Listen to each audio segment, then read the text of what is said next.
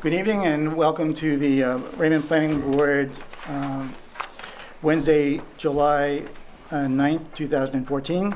Your agenda says this is a workshop, but it actually is a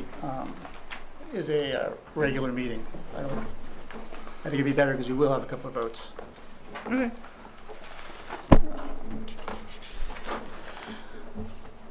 The planning board, this is a public proceeding, and unless the board specifically votes to go into executive session, you have the right to hear everything that is being said and to look at all of the exhibits that are presented. Please notify the chairman if you are unable to hear or to see. The board works from a published agenda, and we'll be considering tonight's items in the following order. We have the approval of the minutes from the June 11th workshop, the pre-conference meeting with the Fry Island parking lot application. Some continued business on the ordinance revisions for 2015, and 3 planner communications concerning projects that have been approved, followed by adjournment. In each instance, the burden is upon the applicant to demonstrate compliance with the provisions of the applicable ordinances.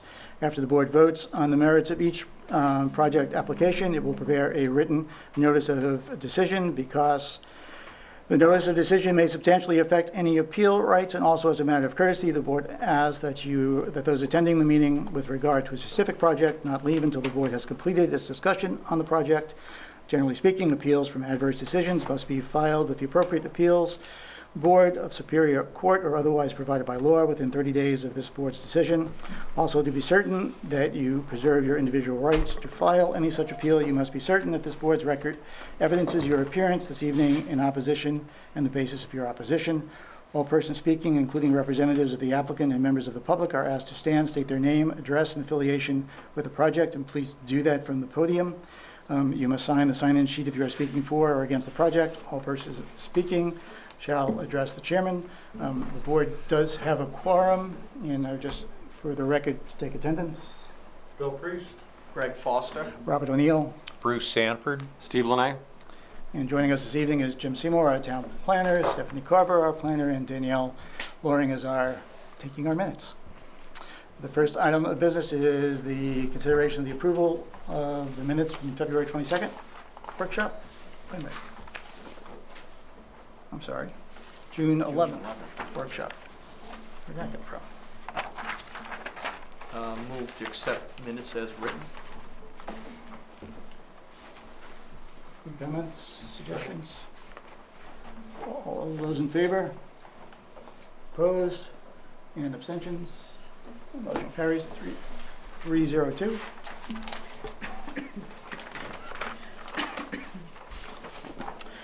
Our second order of business is the pre-conference meeting on the Fry Island. This is a pre-conference meeting. There'll be no official votes. Just for the record, though, before we start, just to make clear that this is a new. Where's Mark? There you are. This is a new project, not a continuation of the old project. I think the board will concur that it represents substantial revisions to the last project that we voted on. So before we proceed, I'd just like to get an official vote that, and a motion and a vote that that this is going to be treated as a new project, not a continuation of the existing project. Also moved. Second. All those in favor? And no one opposed. Okay. Then before, just a last comment, this has in the past generated lots of communications. So for the board, I would just like to remind everybody that the discussions of this project can only be conducted in this venue, and questions that you may have outside of our meetings are best addressed to Danielle, who would then forward them, but not in a discussion mode, just in a question mode, and for the answer to come back to the planning board.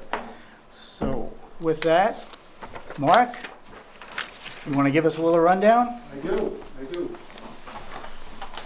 We're shooting for under 3 years on this one?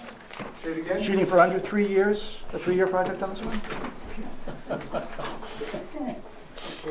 I'm just trying to get my calendar worked out. We're hoping for a much shorter time. I'm only kidding.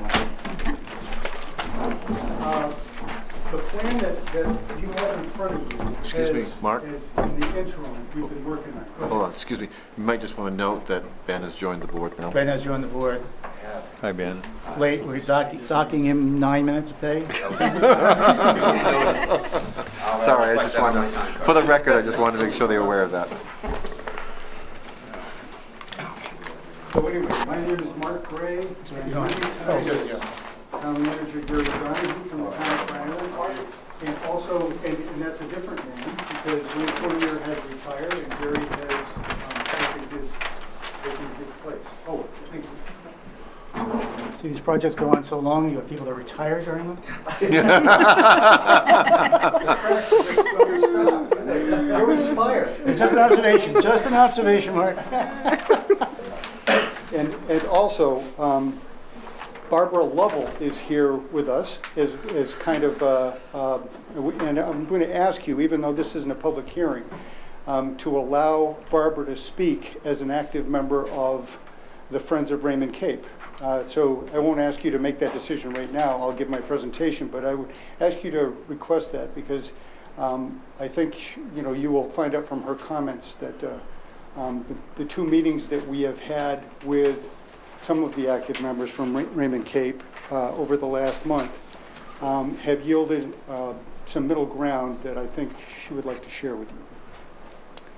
In any case, what I was saying before is the plan that I submitted to you we've amplified further. So I'm going to refer to this one. Probably the biggest change that has been made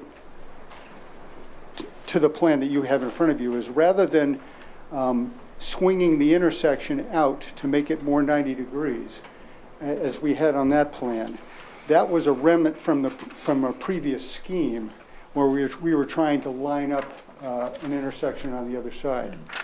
And so there's really no need for that. It makes the right turn lane work better this way. An added benefit is the drop-off area went from 1.5 cars to 4. So it was kind of a win-win situation.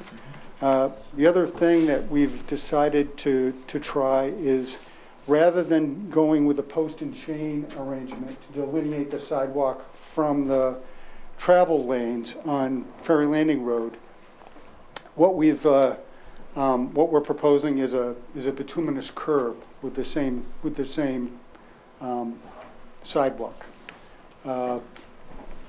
What the circulation pattern, which has changed remarkably. There is no longer both entrances or both curb cuts onto Cape Road have been eliminated, and we are proposing a two-way driveway into the parking lot here.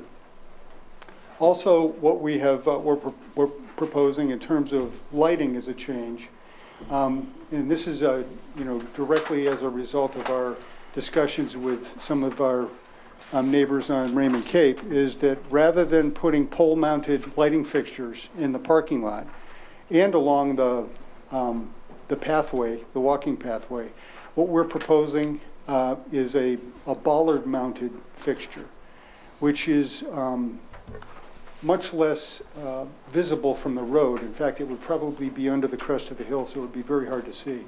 They are also cut-off fixtures, so they point down. But they also don't have nearly the lumen level that the ordinance requires. So it would require you to kind of waive some of the lumen requirements. We have this 5-foot path which leads from the parking lot to the crosswalk and the sidewalk. To get folks from the proposed parking lot to the ferry landing. Let me see some of the other things that we've changed here. In terms of the queue length here, what you see here on the plan is 44. The previous parking study predicted on the 4th of July weekend, barring any crazy things like or an unexpected thing like an ambulance needing to go across, But just from increased demand, like on a 4th of July weekend, we would predict, or the study would predict, a peak queue of about 34 cars, which is about 2 cars into the, into this lane. But we have space here for 44 in the event that we have a, an accident or an emergency on the island. We're also proposing, based on what we're interpreting as the wishes of the board and the parking study that we did the last time we met on the previous application, we had that study recommended 50 to 55 parking spaces based on that study, and what we're proposing here is 54, and with 5 landscaped islands which are 4.5 feet wide, I'm sorry, and the depth of a parking space deep, 18. 54 or 56 parking spaces? 54. Okay.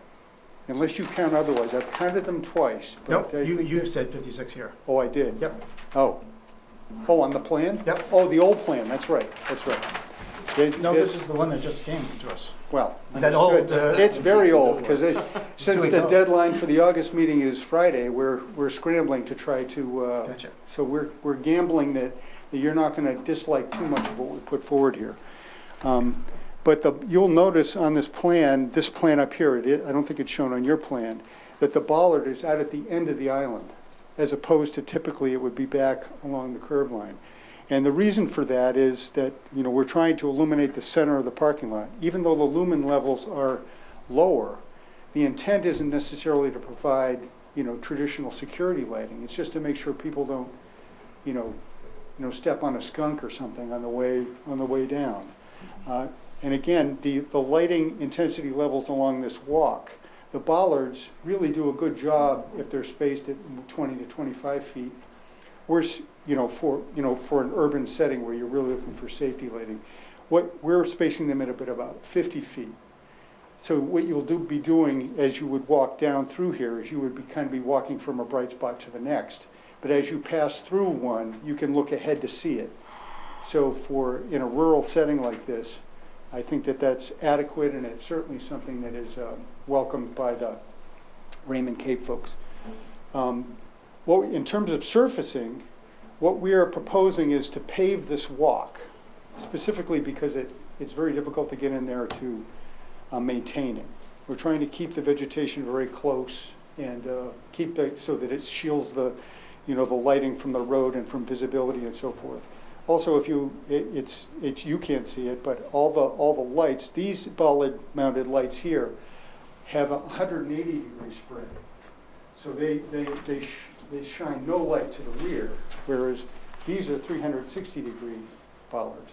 These shine just in one direction, and we've got them mounted on the north side, I guess it would be, of this walk, so that they are pointing back up into the woods until you get it back up in here, and then we point them back out into the woods that way.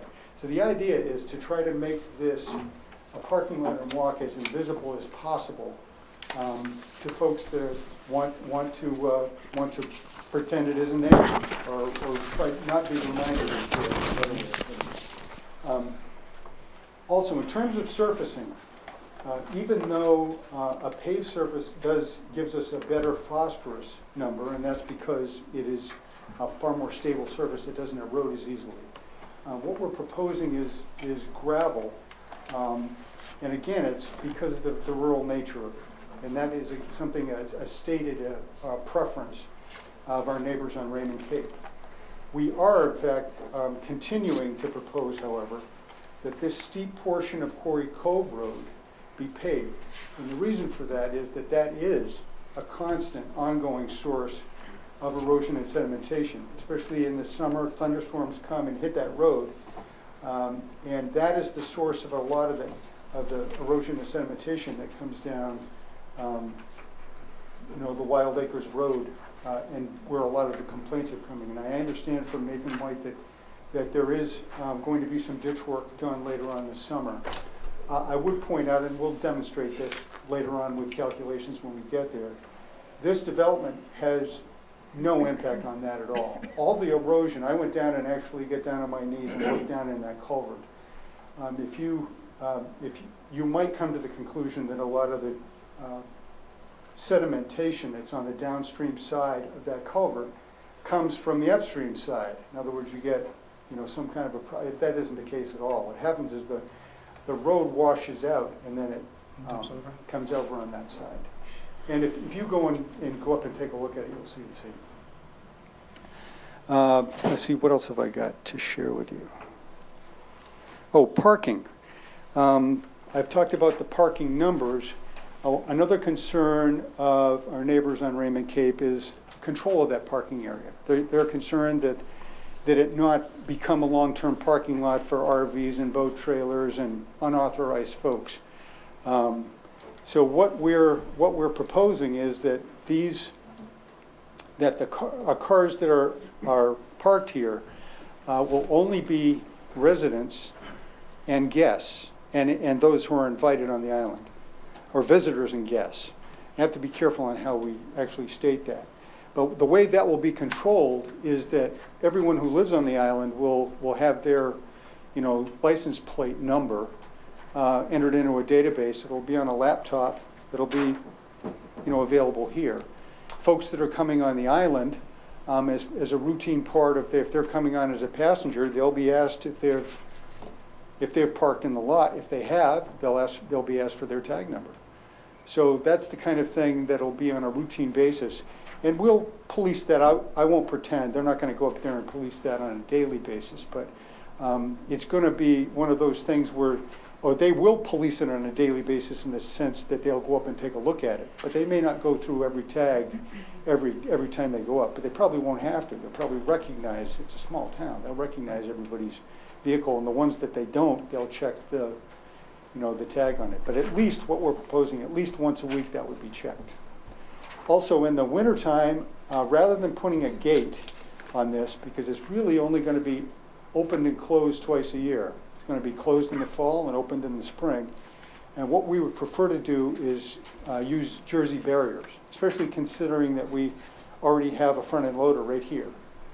So it would be very easy for the town to just put the barriers across that, because there will be absolutely no use in the wintertime at all. So that would be preferable to a gate. Okay, talked about the drop-off area.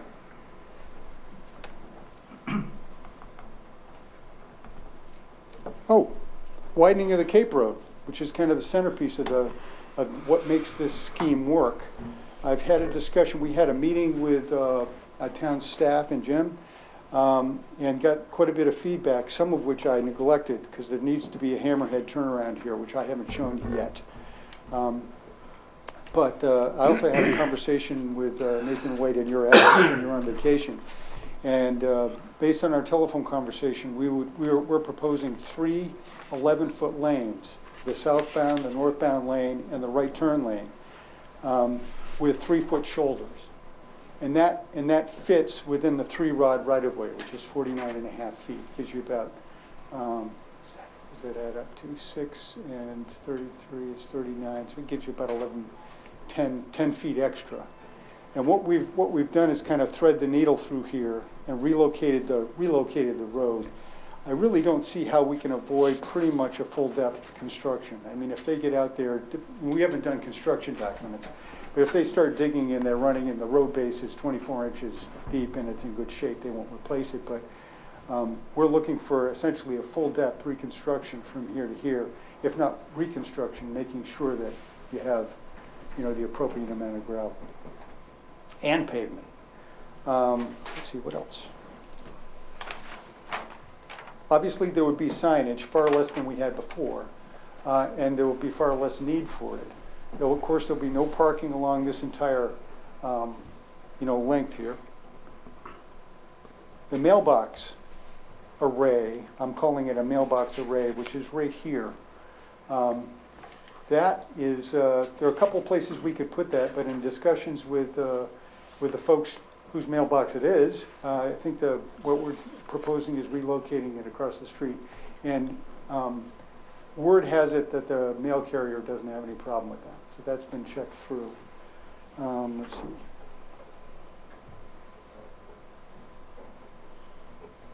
Good, I think that hits the high points.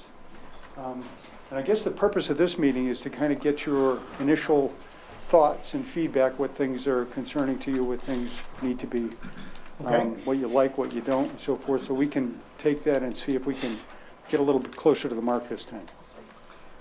For the board, Jim, are there specific things, I know we have your memo, but are there some things you'd like to specifically point out? I think Mark has done an admirable job. I think one of the things that I had here going through the town department heads meeting, Chris had pointed out too, is that the building down at the end of Ferry Landing, you're looking to do an expansion, that should be made part of this application, so it's all one. And I'm not sure if you've got details yet as far as how much you want to expand that use, or there's maybe some questions with existing septic system for that as well. Now, I haven't talked to Gary about that, but I did talk to Wayne when he was still a town manager, and apparently that's still, planning for that is still in its infancy, Okay. or maybe toddlerhood. It hasn't really gotten to the point where they're ready to propose anything. Okay, just they'll have to come back as an amended application. No, absolutely. I Okay. think it's a great suggestion. If that does, hatch in this time period, it would be wise for us to include it, because then we could, kill two birds with one stone, and we'll consider that. Maybe. 7-year, probably the 7-year thing is on the plan. Oh, yes. Yes, I wanted to ask make one more point, is that in our discussions with the Friends of Raymond Cape, or the active members of the Friends of Raymond Cape, one of the concerns they have is that this parking lot expand too quickly.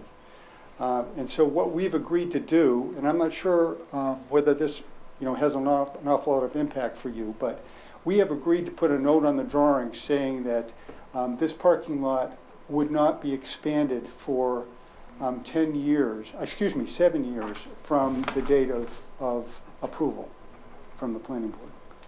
So I don't know. That is not something that we can Right. dictate.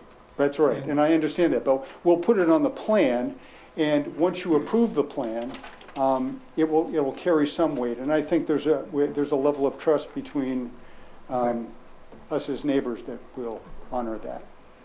Okay. Just to give the board a little update, as you're well aware, this did require a DEP stormwater management permit.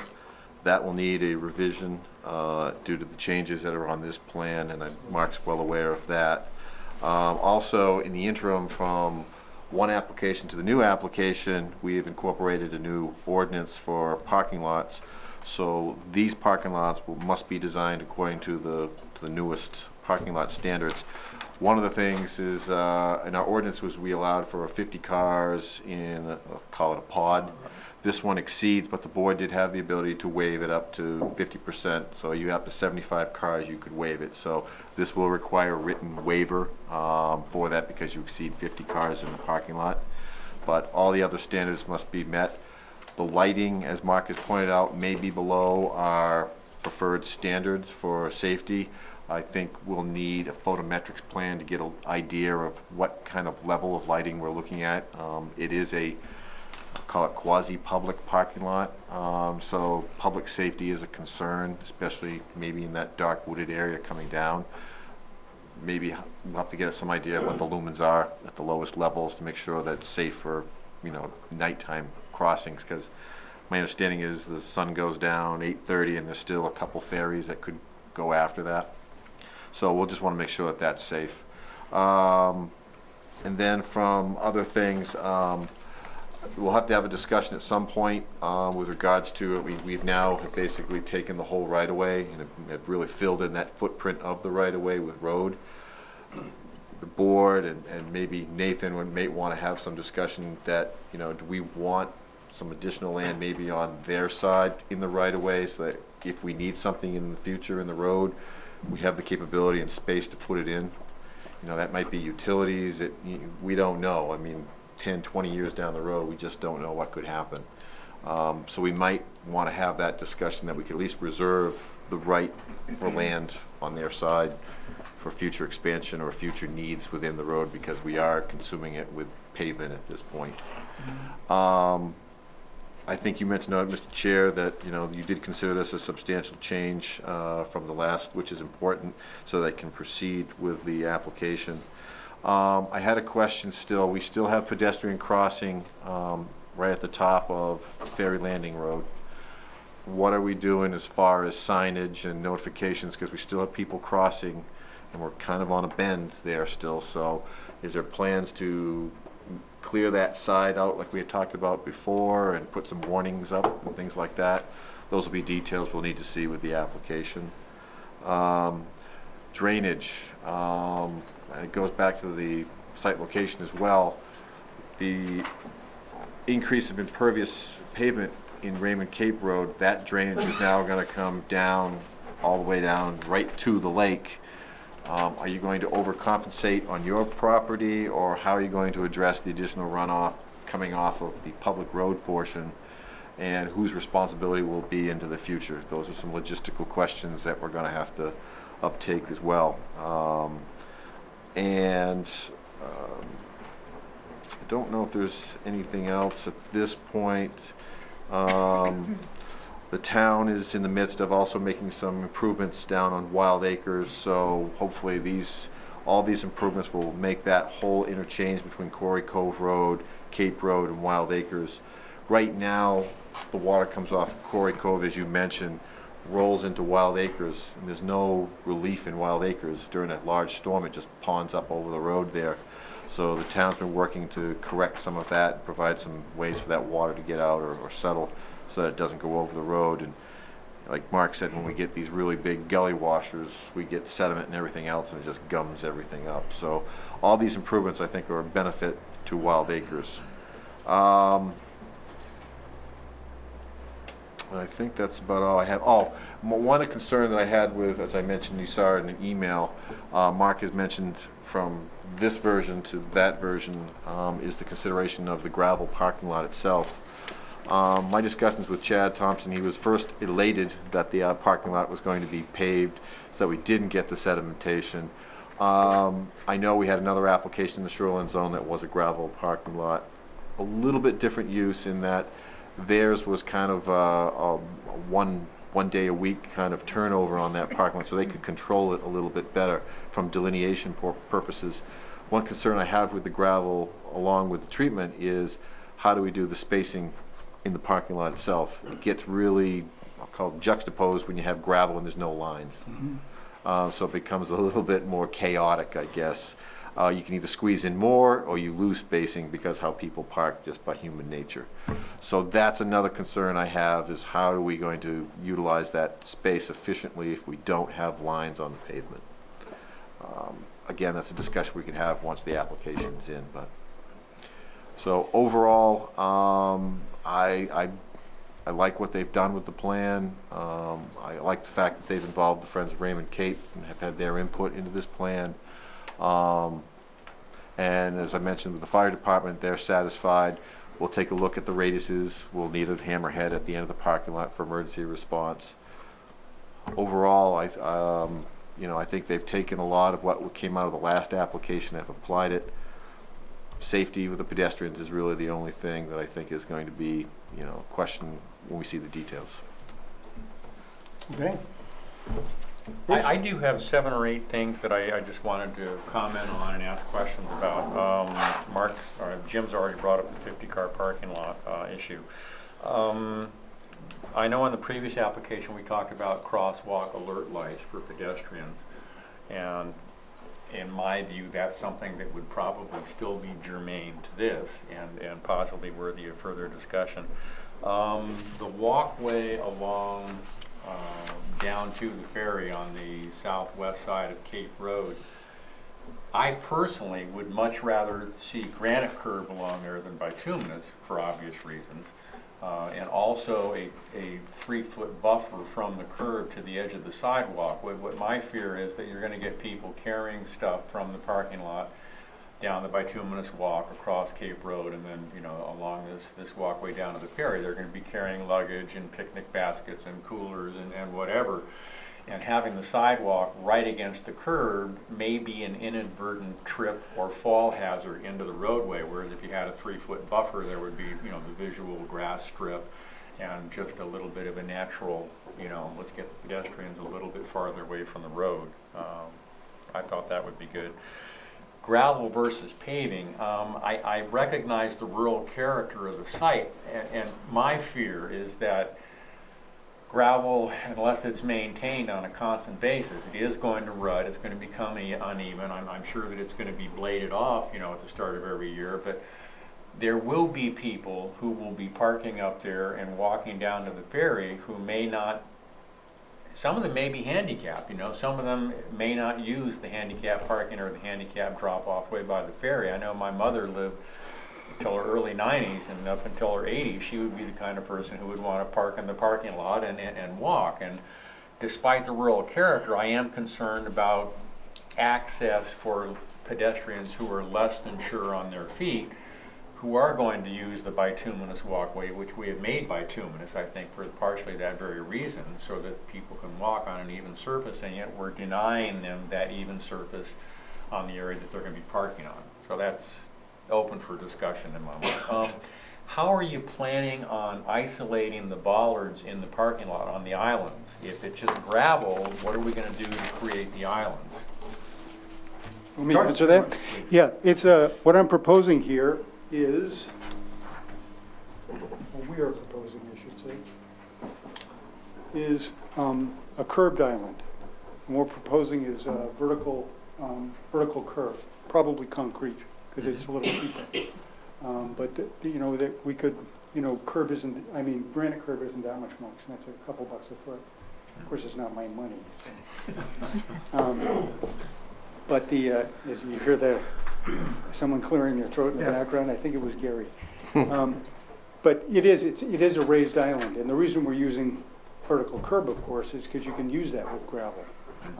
And also, these islands here are intended to be planted. I haven't shown them planted, but for a couple of reasons. The one, to kind of jazz it up a little bit, but also to shield, you know, the back side of the light, because we're really trying to keep these lights as invisible as possible. Where they're doing the good is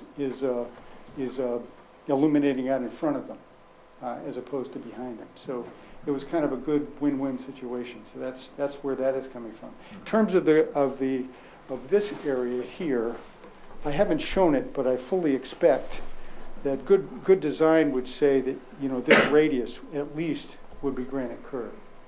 I think Nathan and Jim will come to that conclusion. They'll trip on it, and we would do that just because it's out there getting exposed to plows and so forth. But this does get plowed in the wintertime, but it doesn't have to be plowed 3 lanes wide, because it's just to get, there's just an office down in here, and the ferry isn't running, so it's just, you know, it would just need to be plowed 2 lanes. So we wouldn't have to, in fact, we would encourage people to stay away from the bituminous curb just because it takes a beating, you know, from snowplows.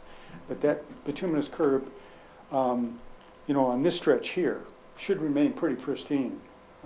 Could you use sloping curb along there if you had the 3-foot buffer, or would you still have to have The 3-foot buffer is a great idea. We are incredibly constrained from a space point of view. It wouldn't be that much more tree cutting along the sidewalk. Actually, we could expand in this direction. The only problem is that when we get down in here, we get close to that wetland.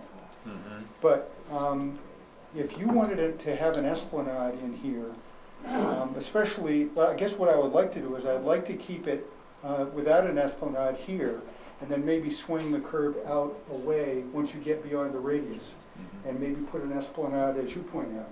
As soon as you're away from the granite, so to speak. To keep people out. You could agree to that. That would be, and I could actually widen this section of sidewalk until we got the esplanade, you know, by 3 feet. Having dealt with this myself, I find that you got to be careful where you put sloped granite, because it does give you an opportunity for somebody to accidentally drive over much easier than the vertical curb, especially when you have a short distance between the pedestrian and the travel lane.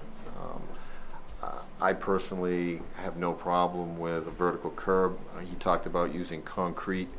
You know, this is again mostly seasonal. They're just going to plow it for just mainly access in the wintertime to get out on the ice. Close to that curb. Right, you're not gonna, you don't even need to be that, you've got 3 lanes, you can just plow down the middle. I mean, they might bump it. I would almost say use the extruded concrete, you know, curb, you know, which is kind of a balance between bituminous and granite. Has a pretty good look to it and gives you a good finish. And then, how wide is the sidewalk you have going down through there? 5 feet. 5 feet, you know, maybe you make it an extra foot wide so that you got a 6-foot sidewalk. That way, if somebody, you know, like you said, with a cane, or it gives you room for 2 people to go by up and down, where 5 feet, you know, you've got luggage and things, it's not as easy to walk by. So there's some trade-offs, and obviously we're going to let you design that, but you've heard the concern. But So maybe, is the concern the width of the sidewalk or the separation of the sidewalk from the travel I think it's lane? I think it's a little both. Okay. All right, well, the only other 2 comments I had, and going back to the curb thing, I'm concerned with salt spalling of concrete curb over time. I mean, it's not going to happen initially, but 5, 10 years down the road, it's probably going to be an issue. And it's certainly not going to be as long-lived as granite. Is it possible to get 270-degree bollard lights for the parking area instead of 360? Because, you know, the 90 degrees that points back toward the island is a dead area anyway, and if you could get a 270, then you'd have a natural cutoff, you know, where the light would not be traveling beyond the edge of the parking area. That would be a comment I there. would comment on that too, but go ahead. I have one comment about the bollard lighting as well. I understand the concern of the lighting pollution, given the fact that this parking lot is Just trees, yeah. well, it's 200, 300 feet from the travel path of Cape Road. I just don't see in the summertime, even with the bollards, if they were 360, much light was going to be escaping through that many. I don't disagree with that. I just think you may, if you're not trying to light the island anyway, and if there's any public opposition, having a 270 where you can explain it away right up front, it just takes an issue off the table for you. I think they've addressed the light pollution by, because originally they had 30 to 25 to 30 foot poles, Right. you know, where you're getting up into the tree height. And there's some substantial trees. I don't think it was, even that was going to be that big if they had full cutoffs. But you might get some glow. Obviously with the bollards, you're not going to have any glow whatsoever. You may actually have to have a few more bollards, because you may find over time that there's just not enough light in there. It all depends on the wattage, I think, of what you're shooting out there. So your photometric plan is going to dictate the number of lights you need. And then I guess the board can rule from that if they feel it's safe. But it's really your call as far as what you want for bollards or poles. That's all I have. Steve? Okay. Learn my lesson, I'll only ask questions. This is Jeopardy. My question is, let's talk about the widening of Raymond Cape. Is this going to have any effect on landowners now or in the future? In other words, of potentially Raymond coming back and asking for more land for a wider right-of-way? And what I'm getting at is, I actually like Nathan Dwight's comment, is can you consider widening the road on your side, which will actually straighten Raymond Cape out a little bit, rather than put the widening on to your left, go to the right, right when where your property starts, widen it on your property, and that's not going to affect any of the right-of-way on the existing landowners that are on the other side. Where's his property? Right, that's right there, Right there? right there. I think that's yours. Yeah, and I have actually done something a little different here. The plan that you have there was something that I literally threw together in about 3 hours the day after our last meeting. I don't think that's a So- big, No, I mean, that's not a this is question. centered a little bit. I appreciate your question. Let me answer it. Our property starts right Right. there. So again, I don't think, and I'm going to go out on a limb here and say that I don't think that the town of Fry Island would have any trouble with granting another Well, what 10 about, what feet of right-of-way in about there. using that for the expansion of the the road, because that'll actually, I believe that would actually straighten out Raymond Cape Road a little bit, lessen that curve if you're actually I don't think their land goes all the way up to the start here, though, right? On the, no, but the majority of Right that here. Yeah. expansion could still be, see what I'm saying? You could still, a huge part of it could still be on there. Yeah, the reason, and that's not a bad idea, the reason that we're kind of doing it this way is there's already parking along this area. There's already, it's essentially what we're doing. We have to sashay it a little bit back and forth, but essentially what we're doing is paving an area that's already gravel on this side. At least in this section here. I guess I would ask you, would you could go back and look at that as a possibility? Of course. Yep. Because I think that would solve a lot of the right-of-way issues. Is there any information as to what happened this 4th of July? As far as parking and backup? It rained.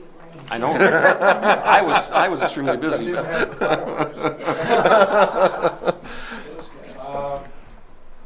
I don't think ferry operations had any problems because of the fact that it rained. Okay. On the bollards on the walkway, you're saying that you normally have 20 feet? At least try back. Yeah, but now they're going 50. Could you look at maybe spacing them a little closer up towards the parking lot and then spacing them out wider as you get down to where it'd be more visible? I'm concerned about if they're really designed for 20-foot spacing and you do 50, you're kind of in the dark part of the woods right there. And from a safety perspective, I want to see potentially more lighting up towards the parking lot, with maybe gradually getting less and less as you get, because you've got, I believe you got some light poles down where the Yeah. crosswalk. So as you get closer to the crosswalk, you could spread them out, Yep. but you're giving more lighting up in the, Yeah, I'd have no problem with that. Again, the intent on that walkway business is really not to really completely light the walkway. It's more like if you're walking in the woods and you're walking towards some light. You'll get a little bit of a spillover. We're really trying to, dance between, what would be good practice and, no light at all. right. Lugging a flashlight with you. So that's kind of the thinking. You said that parking lot's only going to be for residents and guests. In the previous one, there was some allocation for construction workers. Has that been eliminated? There'll be no contractors using that one. No contractors, okay. So will the lot be open the same monthly time period as the ferry? Or would it be, so I know the ferry has designated dates, so what's, That's a good question. The lot might be open a week. excuse me, could you just pick up that mic? Thank you. Usually my wife tells me I'm too loud. Yeah. The parking lot might be open a week before because they use that maybe for the workers that work on the island for the opening and the closing, where they only have one ferry because the other ferry's up on the, have you been over on the island at all? no, Okay. On the other side of the island, we have a pull-out thing where we pull out a ferry usually every fall, and they work on it as long as they can, and then when they come back in the spring, they work on it. But I think that most of the time, it would totally be closed. I'm suspect that after Labor Day, it wouldn't be used very much at all, the parking lot. I just wondered when you were planning on putting the, There's a few people that There's live a on very the tough- island that commute to work in Portland and stuff. And they, sometimes the ferry, on Mondays, they start a ferry at 6 a.m. And a lot of people stay for the weekend and try to jolt and race the clock to get home. But on the other days of the week, the ferry doesn't start till 7. So if you've got a job in Portland and you gotta be there at 8, it's not gonna work. So what they do is they either have their wife or friend or somebody run them over in a rowboat, and they just go up to the parking area. But the sensitivity was to get the cars off of that road going down to the ferry, because now there'll be no parking there. So from the time the ferry's closed until the ferries operate again, you'll never have any cars in that area. So it's just kind of a place to put right, back in the woods and basically try to keep the folks on the Cape happy. And all this sensitivity Mark's done and designed for these lights and stuff is basically sensitivity for the people on the Cape that don't want the place looking like Walmart's parking lot. Yeah. So I think that's what we're trying to get to, and I understand you guys feeling that you'd want to have safety for lights, and we'd like to add what you want. We're not opposed to doing anything like that, but we also want to keep it so Yeah. those folks are all happy down there, because it's 6 months a year, it'll be just not Right. used. It's But just, one of our big requirements is the safety issue of Right. people using the project. Right. This issue of paving the parking lot. You said that the Friends of Raymond Cape, others wanted it left gravel, but it's so far back in there, no one's gonna see it. And from a standpoint of water quality, lake quality, it's still better to have it paved. So I think I would like to encourage everyone involved to reconsider that issue, because I think, first of all, even with your islands, that's gonna be a nightmare to maintain with gravel, with those concrete islands sticking out there. You're not gonna be able to just take a York rake in there and York rake it after a big storm. It's gonna be tough to maintain that as gravel, whereas paving is it's gonna help the runoff, it's gonna help in a lot of ways. So I would hope you could consider paving that. And the last issue I have is, you're gonna put a hammerhead in a parking lot. 54 cars are in there, next guy comes in, how are you gonna keep that hammerhead open without someone pulling in and parking there? And that's, It's a good question. It's a good question. And my first answer is we'll put a sign there. But the other thing, is, you've got to remember that this is staffed all the time. So they are going to make loops up in there, and there are going to be people that come down here that are public-minded that are going to rat people out if they're parking. The other piece is, the hammerhead is on the end here. Per request of, the staff. It may be, and of course, people are gonna want to park on this end because it's a shorter walk. right. So you get a legitimate concern. The other thing we could do is we could put a turnout back in here and split the difference. And there would be less tendency for that to happen. So I could throw that out as an option. But it isn't like that, this isn't going to be seen. And when it does happen, people will be asked to move their cars. So I would leave, I guess, up to the fire department. It's up to the fire department. Yeah. The other thing we discussed is you could put, balls with chain, and, they've got the master lock Yeah. that they can, break a link. Because their first order of business is to get in there. right. It's not to turn around. Turnaround's Right. after the emergency's over, is to get in there. So those logistics can be left with the fire department and the designer.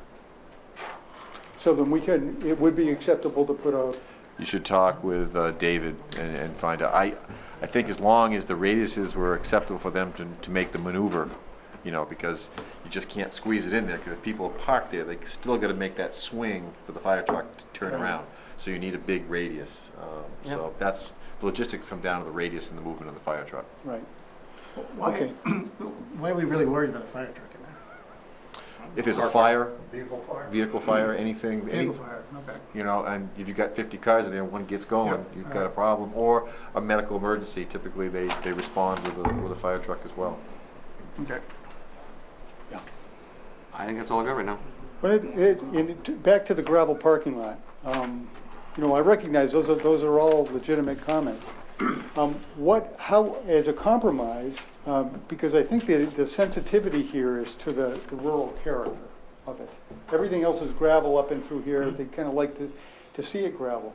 What about if we could keep the driveway gravel? How would that be in terms And of the just pave the compromise? parking area itself. Because then you're only talking about 12 feet for the runoff to get off. It's much less likely to get. I And think it's that easier, makes as you more point out, sense, it's easier yeah. to maintain with a, I'm still concerned about people who are gonna park there and are gonna have limited mobility, and they have to walk half the length of the parking lot to get to the bituminous, and on gravel, it's rutted, and it's uneven surface, it's just gonna be a hazard for them. but if, for example, if we were to park this and leave this gravel, Mhm. that could be a win-win situation. Yeah, I think so. Okay. Incidentally, I do have a photometrics plan. I just got it from Ken Sweeney, my bud, in New Hampshire. Everybody knows Ken. Would infrared operated bollards be of any use at all along that bituminous walk, or you think that's just not a workable solution. I'm not even familiar with what you're asking. Well, just when Deny. you, motion control. Oh, I see what you're saying. So in other words, they only come on when they're, Right, and they're When on somebody for a minute or whatever, and they turn off. You have little raccoons out there. Yeah, when the going like chipmunk this, runs right? down. Ben, you have anything that, I didn't know if that was a viable, I'm assuming you're done. I'm right? sure it is. You know, it's one of those deals where we're trying to keep it as simple as possible. And those things get, plus the other issue is having lights come on and off may be more distracting yeah, than just having them. that's a thought, yeah. You know, again, I think we're in such a rural spot that once you get 50 or 100 feet off of any given road, you're not gonna really see Well, I'm much. thinking more about the walkway itself. Well, that's what I mean. I think Yeah. once you're in 100 feet, you're not gonna be able to see much of it. Yeah. Because it does bend and meander through there. But Yeah, I the think what woods we're are all okay, yeah, trying to yeah. wrestle with is, yes, they've cut the lighting way back, we're still trying to figure out how can you up the lighting for safety reasons. That's what I that's think what we've the issue gone, is. they've gone so far the other way, now we've gotta look at it from a safety perspective, so. Going back to curb, if we are going to pave this parking lot, in the interest of saving money, because there's a lot of curb in these islands, I would prefer to use bituminous, because this isn't gonna get plowed. I think you could use slope bituminous around the perimeter. Yeah, even, we could use slope bituminous. I like, they're only 4.5 feet wide, so vertical bituminous works a little bit better, it gives you more planting space in the middle. But I would like to use bituminous here, I'd like to use bituminous on these straight sections, and then I would go to granite, you know, in the areas, you know, on these radiuses, and then maybe back to bituminous here. Because they're just not gonna get beaten up by the plow. And bituminous is more like $5 a foot, Yeah. and vertical granite is 15, you know, Well, installed, more than that. or More 20 than that. installed. Oh, you're an estimator, what is it? Tell me, you tell me. I think you're gonna be 20 for the Yeah. vertical, yeah. Yeah, so vertical At least. granite That's straight, is that's expensive. not radius. Right, At least. and radius is more. Oh, yeah. I think most of the stuff that we see come in is, you know, installed is closer to 30, 35 Yeah. foot Especially the radius stuff. on the, yeah. well, on the granite, even on the vertical, Yeah, Bill, so. yeah, so it's very much expensive. how long is that walkway? Depends on where you put the gravel. Sure, that's a good question. I actually stationed that earlier today, but I don't remember what it is. I can give you an estimate if I I got can a find my scale here, scale. hold on. See how we do. Let's use faster. 40 scale, so let's see. Geez, you know, I use CAD so much, I can't remember the last time I scaled something. I got roughly 230. It's about 270, 280. He's got a different walkway than I do. Yeah, though. and I am attempting, it may be feasible to keep that very close to 5%. So, which is going to be, to your point. Do you We have to put it there? Is it there for a reason and not like towards the middle of the parking lot? Well, what I'm trying to do is dodge the contours. What I'm trying to do is follow the contour of the land so that it isn't too steep. But by kind of chasing, there's a ridge that comes down through here like this. So I'm kind of coming across the contour this way and then coming around this way. It makes it a little bit longer, but it's going to make it a lot flatter. What I'm getting at though is, can somebody go from the middle of that parking lot over here? Cut through the woods? Yeah. Sure. But isn't that, I mean, is that what they're gonna do? Yeah. Well, if they do, it'll be, I don't think very many people will. Just, what I'm asking, is there another way to do that that walk that's not so long? If you came out of here, is the contours let you do that? Well, I mean, the difference in elevation from here to here is a fixed number. Yep. In order to keep that to 5%, I've got to have a certain amount of length. How? So, I mean, if I cut the corner here, then it's going to be steep. And the reality is, the difference between that and that isn't going to be enough for people. Really, what I think is going to happen is an awful lot, this drop-off area is going to get used an awful lot. And they're going to draw straws for who has to. You'll probably be dropping all of his people out there, and the one guy's gonna be going up the park. Yeah. So your point about the esplanade and the sidewalk is well taken. I mean, there's going to be a little bit more space in here would probably be a good idea, because that's what's going to happen. You're going to get, people are going to unload on the curb, and you're going to get room to, you know, go by it. So it may be a good idea for us to widen this, you know, widen the sidewalk from 5 to 6 feet, give them a little bit more. the same thing here. This back part we can make wider. If we have a 6-foot sidewalk, 3-foot esplanade, you know, this part right in here will end up being 9 feet wide, and then once they start moving, so there'll be some room to store, you know, suitcases and boxes, and but you remember too, you have this is like a bus terminal or something where there's going to be a constant stream of this. It's very, the dropping off is going to be very intermittent. So You'll have people peaking 20, 30 minutes before the ferry, and then it's gonna go away, and there won't be anybody for a That's couple right. hours. that's right. So it isn't going to be all that nasty, but I think those are good comments. I think we'll all incorporate them. Anything else, Paul? I'm good. One quick comment on the sidewalk. When you're the sidewalk going down there, Yeah. and I hadn't thought of it, but when a ferry lands, you're gonna have people unloading with all their stuff, and people trying to get down to the ferry. So you're gonna have a lot of crisscross. So there again, if you do make that sidewalk wider, Yeah, I that think was it my point. might help Yeah. for, because that's when the biggest thing is when the ferry lands, you're gonna have a lot of back and forth traffic. Maybe 6 feet the whole length would be something to consider, just because. No, I of think Steve's point. that's what I took away. We would go with the 6 And- foot and maybe a 3-foot esplanade. Didn't knock that over yet? We've done it twice. One other comment that I just want to make too is that we should, you've made quite a bit of progress as far as your management of your parking lot, which was, I think, the board's concern last time, is that we didn't really have a good idea of how this parking was going to be managed. And obviously with what you've told us this evening, I think that needs to be put into an actual written plan so that we've got something that we can hold on to in our records, just as we've got history on how this is supposed to be operating versus what may actually happen. Right. If it has to be amended down the line, then we'll amend it down the line, but at least we've got a starting block on how this is supposed to be managed. Because I think last time we were kind of a little bit aloof as far as, is it visitors, is it contractors, and what are the numbers breaking down? And obviously, we're getting much more finite as we've moved ahead with this new application. At the risk of extending the meeting more than it has to be, I would really, again, request for you to allow Barbara to speak.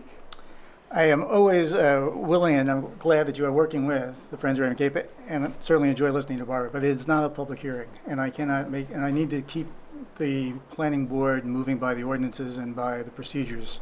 And unless the Friends of Raymond Cape are actually presenting this project with you, then I cannot allow I that couldn't talk competition. them into that. I tried I didn't think so. I tried to ask them if they'd be consultants, and they said no. And I said, how about advisors? So without being advisors or consultants or presenting the project, I'm sorry, I can't allow that. All right. Bob, could they submit Well- could they submit a written letter to the Absolutely. board? Oh, absolutely. Absolutely. And Encourage them to do that. and there will be a public hearing, and they're gonna have plenty of time to talk and, and discuss one way or If the they other. send us a letter, we'll read it and Yep. take it under consideration, sure. Mark, just a couple of last finishing comments here on the part that Steve brought up. When all of the cars are parked in here queuing up, is there going to be any space for a walkway? Is there on the, I don't even know where that's north, south, east, or west West side? side. On the west side of this? Oh, you mean Yes. walking along the edge? Right, There would be a 3-foot shoulder. okay, all right. I'm good with that. I think we really try to discourage people from, getting out of their car up here and walking the length down here Yep. of the queue. No, it's more that there's an awful lot of foot traffic just, the residents of Raymond Cape. There are a lot of people who just Right. take a walk on that road. But remember, it's an 11-foot lane. Most cars are like 6 or 7 feet wide. Right. And so even though there's I a just wanted to make 3 sure foot, there's plenty of room going to be room Yeah. to walk through There's there. plenty of room to walk. Yep. As far as signage, then, there'll be something that will be placed stating who is allowed access for the parking. Yes. All that legalese so that someone can tow it if it's not and all that I kind don't, of good and stuff. I don't know if the town of Fry Island has an ordinance that allows them to tow it, but we can certainly harass them, Right. enforce it. Probably, may I speak? Yes, you may. We could probably make like a resident parking sticker that the people of the island have to put on their window. No, I'm more concerned about someone that's going to be parking in there that is not authorized. Well, if we have a resident sticker on the cars and give them a visitor pass. Right. Or something like that, our police department, our public safety could walk through the lot. I'm not gonna tell you, I'd be lying to you, tell you they're gonna do it every hour. Right. You know, maybe. But if it's a problem couple- vehicle, A couple you'll times. be able If to there's a take care of it. problem vehicle, the public safety folks on my island are really, really good Okay. about keeping everybody. Matter of fact, even on the island, that we have some parking areas that congested. That's part of the reason we're building the new town hall, is to get the administration out of that downtown area. The gentleman that took over our store and cafe and ice cream is doing a sensational job with the place. And he's not only getting people from you guys that come over by boats, but he's starting to get island people eating there, so the place is booming all the time. Now, that brings up a great point, though. If you are a visitor going to Fry Island, where would you get your sticker? We can incorporate it maybe into the ferry ticket that we have to give the person going over. oh, perfect. Or we could have, tell the islanders, print your ticket twice because it has a code on it. So once the ticket's scanned, the ticket would be useless. So even if you gave them 2 tickets, it won't scan again. It's like a lift ticket at the mountain. So it'll be the first time they go through, they're gonna park the car, go get their ticket, then have to go back to their car. But they'll do that once. And the But- ticket is just one idea. What they may be, and a simpler solution would simply be, when you get on the ferry, if you're getting on the ferry as a passenger, it's obvious you don't have a car. Right, And you had to park it somewhere, so the ferry attendant is gonna say, what's your tag number? right.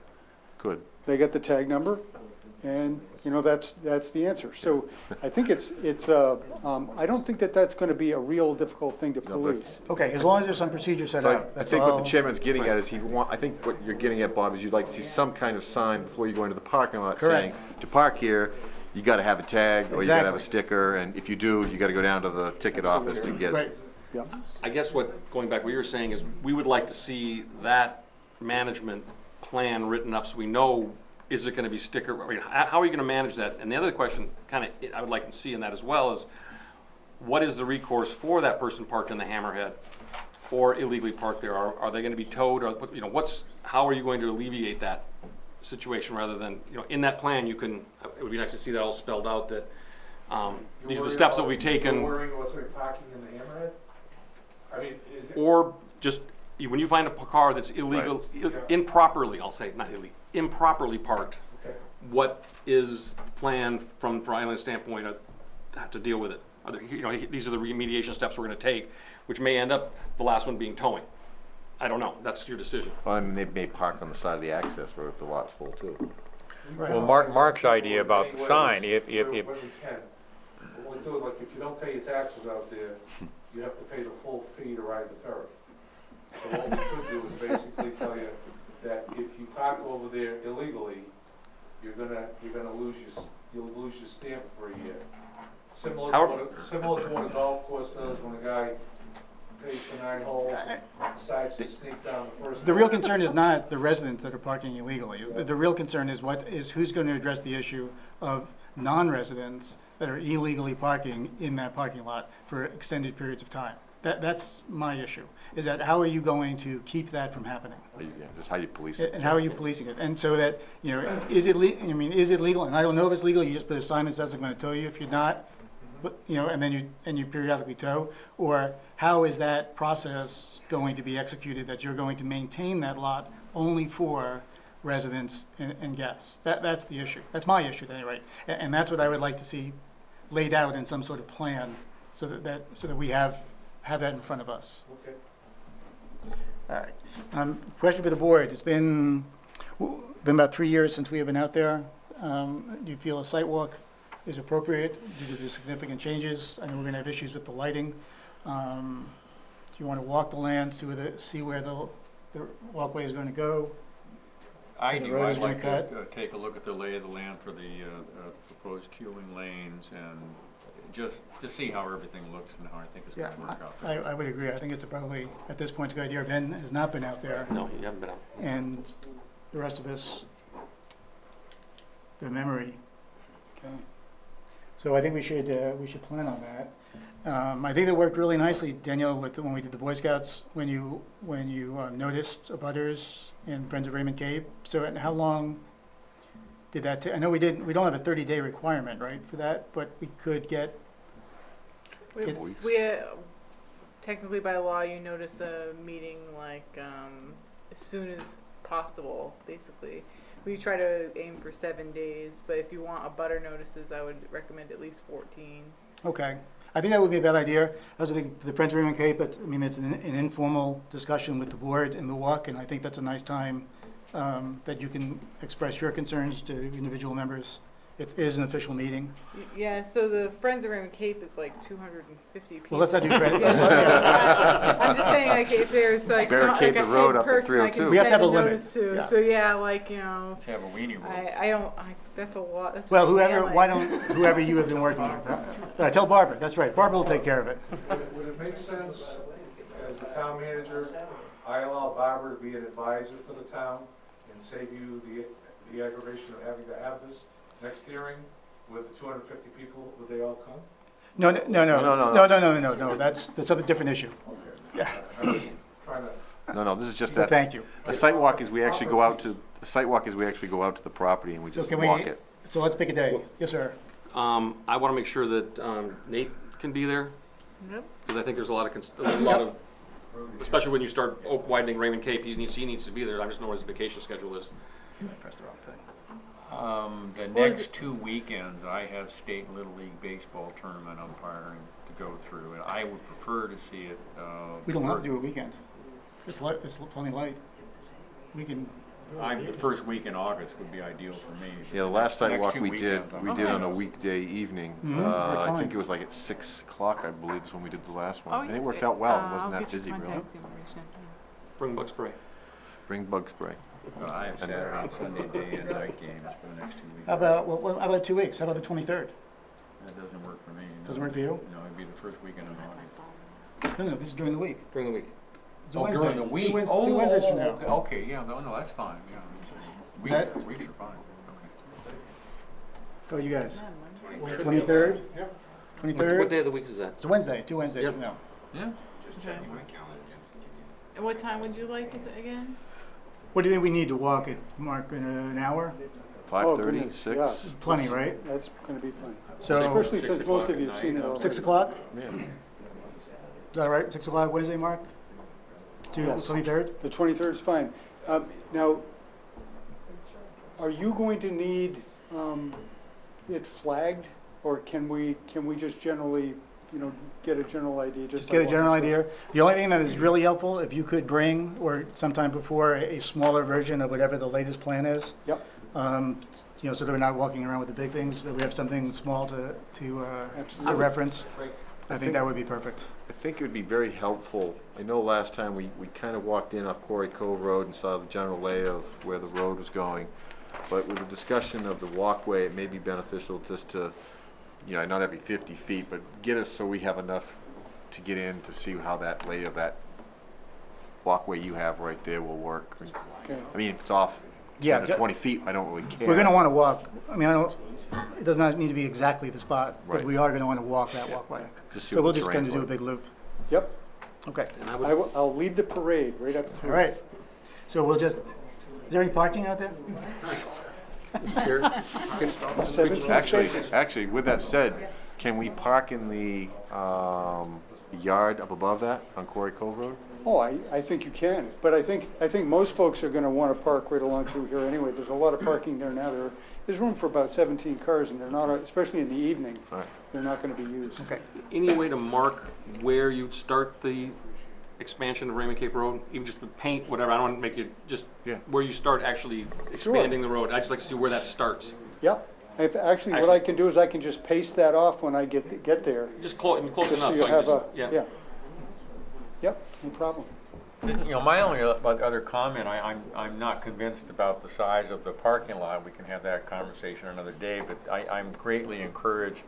This is the type of partnering effort that I think we always envision, and I'm greatly encouraged that it's moving in this direction, so thank you. Excellent. okay, then just to wrap up, Mark, I think the board would prefer waiver requests that you come in with some sort of written justification for the rationale for that, whatever that waiver request might be. I know we've talked about a couple of them. One's going to be for the car, one's going to be probably for the lighting. And I'm not sure. Or no, the lighting and what was the other one? 50 the, cars. 50 cars, 50 number of cars. parking cars, and, No, let me, just before you go to there, these islands don't mitigate that? No. No, No, we we have a don't. standard for 50. If you go over 50, you have to request a waiver. Okay, so when you say a pod, it's actually a separate parking lot connected by a driveway or Correct. something? Yep. I see, Yep. okay. Yep. All right, gotcha. I'd be happy to pull the board for you if you're 54, but I don't think that, no, I mean, for the 50 to 54, but I really don't think that's gonna be much of an issue. Okay. But it's just a matter of, just for the Logistics. waiver, we would need a written justification Nope, for it. I will formally request it. Let's see.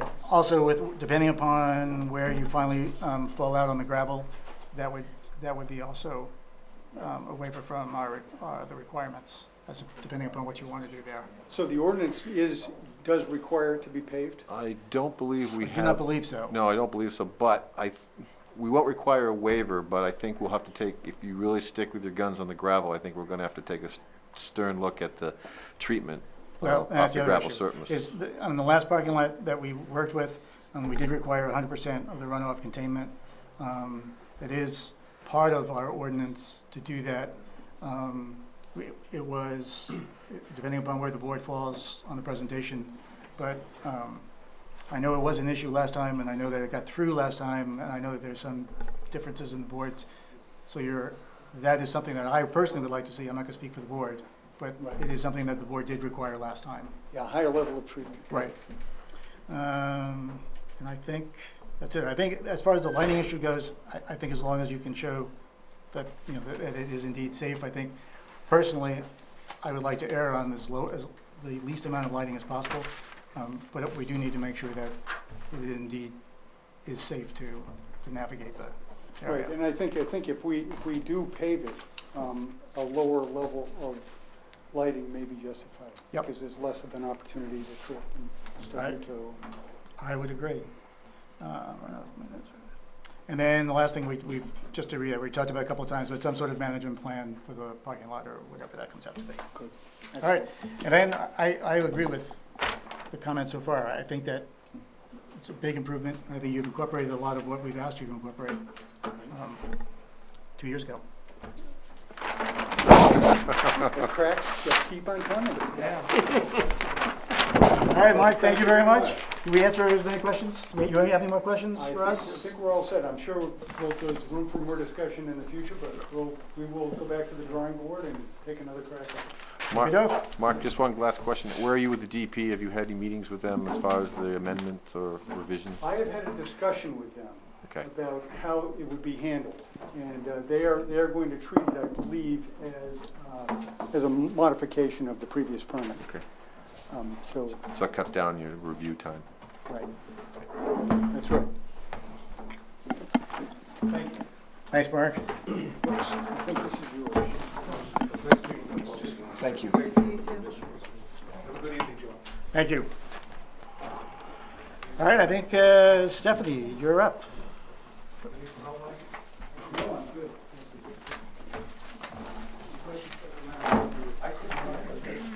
Ordinance 12 and 14, and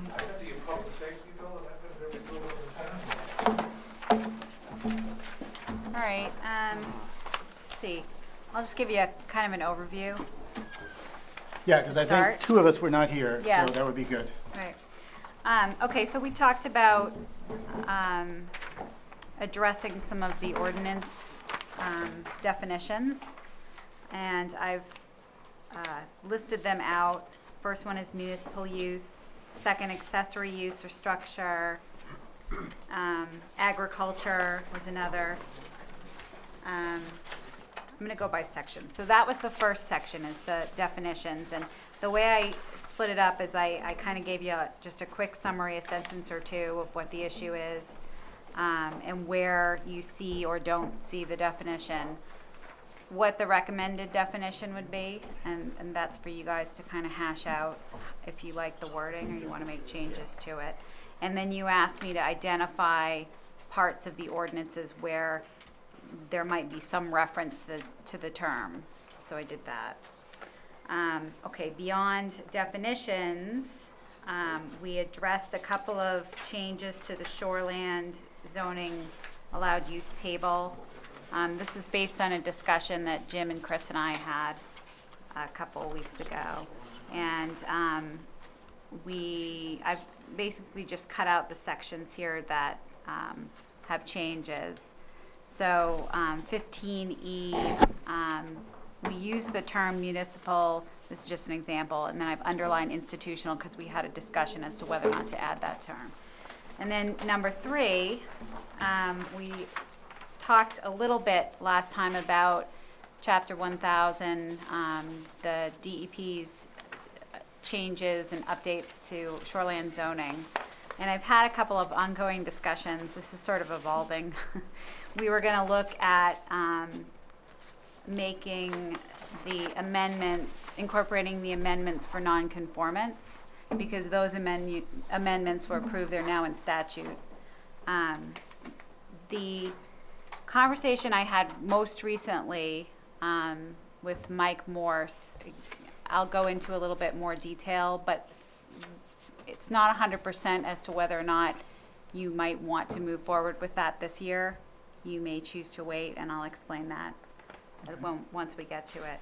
And I don't know if you want to go through all of these tonight, or you want to somehow split them up. I don't know how much. You can just see how it goes with Yeah, that. let's just Okay. kind of early. All right, so I'm going to try to go through this one term at a time because it gets a little confusing. All right, most of the terms that I'm identifying, actually all of the terms I'm identifying, are really just in the shoreland zoning and land use ordinances. So municipal use was the first one, and there's no definition for this.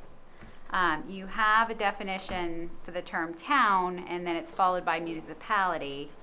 And I believe that's in the land use ordinance, yeah. And these also identify the town of Raymond specifically, just so you know that. And I've given you a recommended definition for municipal use, and then below that, the term municipal use, I can't find it. I don't use the ordinance on a daily basis like Jim does, so speak up if any of this is wrong. But I couldn't find any direct wording in any other aspect of the land use ordinance. However, in the shoreland zoning, it does come up in the land use table under 15E, and the term does come up in the definition for institutional, and I've given you the page numbers for that. So you want to let's just do that one first, Yep. and then we'll move on. So recommended definition, and I've got some attachments here in the back. I've actually just attached the section of the land use ordinance with the definitions, and I added in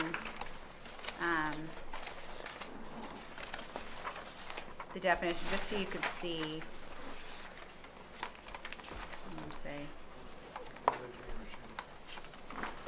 Hopefully. These on the last Yeah, I did. page. Okay. of Yeah, this it's one. page 124 of 141. The very last. You want to be on Article 12, definitions and terms? Yep, there it is, very last page. Take it out. So it's just the same as what I've listed here. Municipally owned or operated facility performing any governmental function, including but not limited to municipal buildings, structures, facilities, public parks, public recycling, solid waste disposal systems, sewage facilities, public recreation facilities, police or fire stations. And I pulled this from several different examples, and these particular examples, you know, you can adapt that, change it, and make it more relevant to Raymond. I sort of threw everything in, so.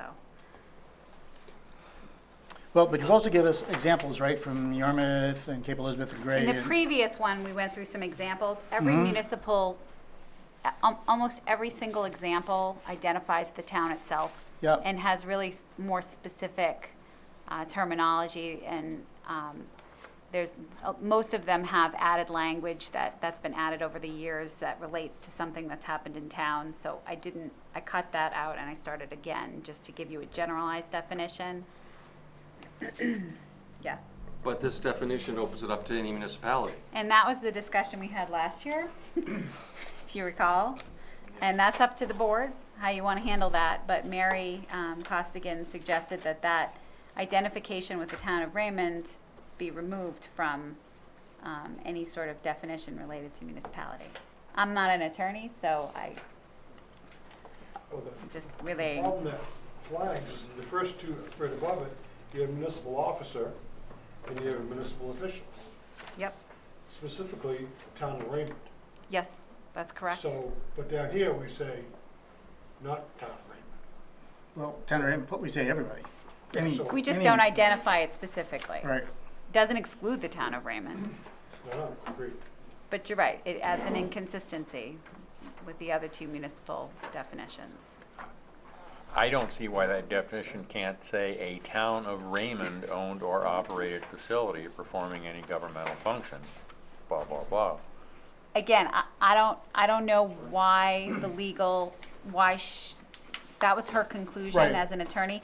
I can tell you that what I found in practice is what you're saying, they do identify the municipality, but I don't know if that's actually correctly I done. think part of her reasoning was because of the mutual aid idea, and what I would add as a modifying sentence at the end of this is that cross-border, regional, or mutual aid usages per the above involving other municipalities shall be considered on an individual basis. And that way you're leaving the door open, you know, for legitimate cross-border and other municipal cooperative uses to be considered, but you're expressly defining the usages as town of Raymond, unless it is, you know, something that would be a, Jim, you can correct me Another if I'm user wrong, should but go I think for that it. was an issue identified by the board. I think her issue was slightly different from my memory, that she felt that any sort of exclusion of any other municipality was not legal. But I think we take care of that by saying that any cross-border or usage involving another municipality for any of the approved above usages will be considered on an individual basis. Then you're not excluding them. You're just saying they're not automatically acceptable under the statute think- because they're Wyndham or Presque Isle or somebody else. My concern with that is that you'd have to establish some criteria for that, and I don't know where you would put that or how you would defend that.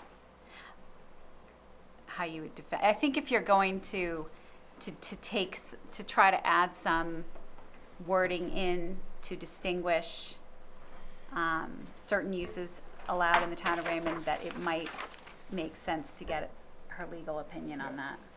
Ben, go ahead, you had your, That's you want to say that's something? my safeguard. My thought about that is that if we include just specifically the town of Raymond, other municipalities should, I guess we have to decide whether we feel like other municipalities should be entitled to use land like a private citizen would or not. I would say yes. Mm-hmm. And if we include that the municipal use is just for the town of Raymond, then are we excluding other municipalities from using land that they own in the town of Raymond entirely as a whole? And I think that's the legal problem. Which you can't, I wouldn't think you could do that. I- So, go ahead. One of the things that I had noticed, and I don't know how far this went, but in some of the other ordinances I saw in some other towns, there was references to governmental bodies was one of the terms that they had in it. So you could have federal, state, or other municipal offices, you know, because what happens if the warden service Right. wanted to put something in the town of Raymond? Well, they're not town of Raymond, they're state of Maine. You get into a lot of crossing things there too. So there may be a way that, I hear what you're saying, Bruce, is that you want to be able to look at, say, if Casco or Poland wanted to do something in Raymond, you'd be able to look at it on an individual basis. Like Stephanie said, though, you got to watch out. You got to have a criteria that you're going to establish now if you just expanded the box even bigger. So how do you keep this, you know, focused down to municipal use and really apply it to, for the most part, 90% of the time, to Raymond? My one thought that I would love to run past Mary is that we do have a definition for institutional use. Yeah.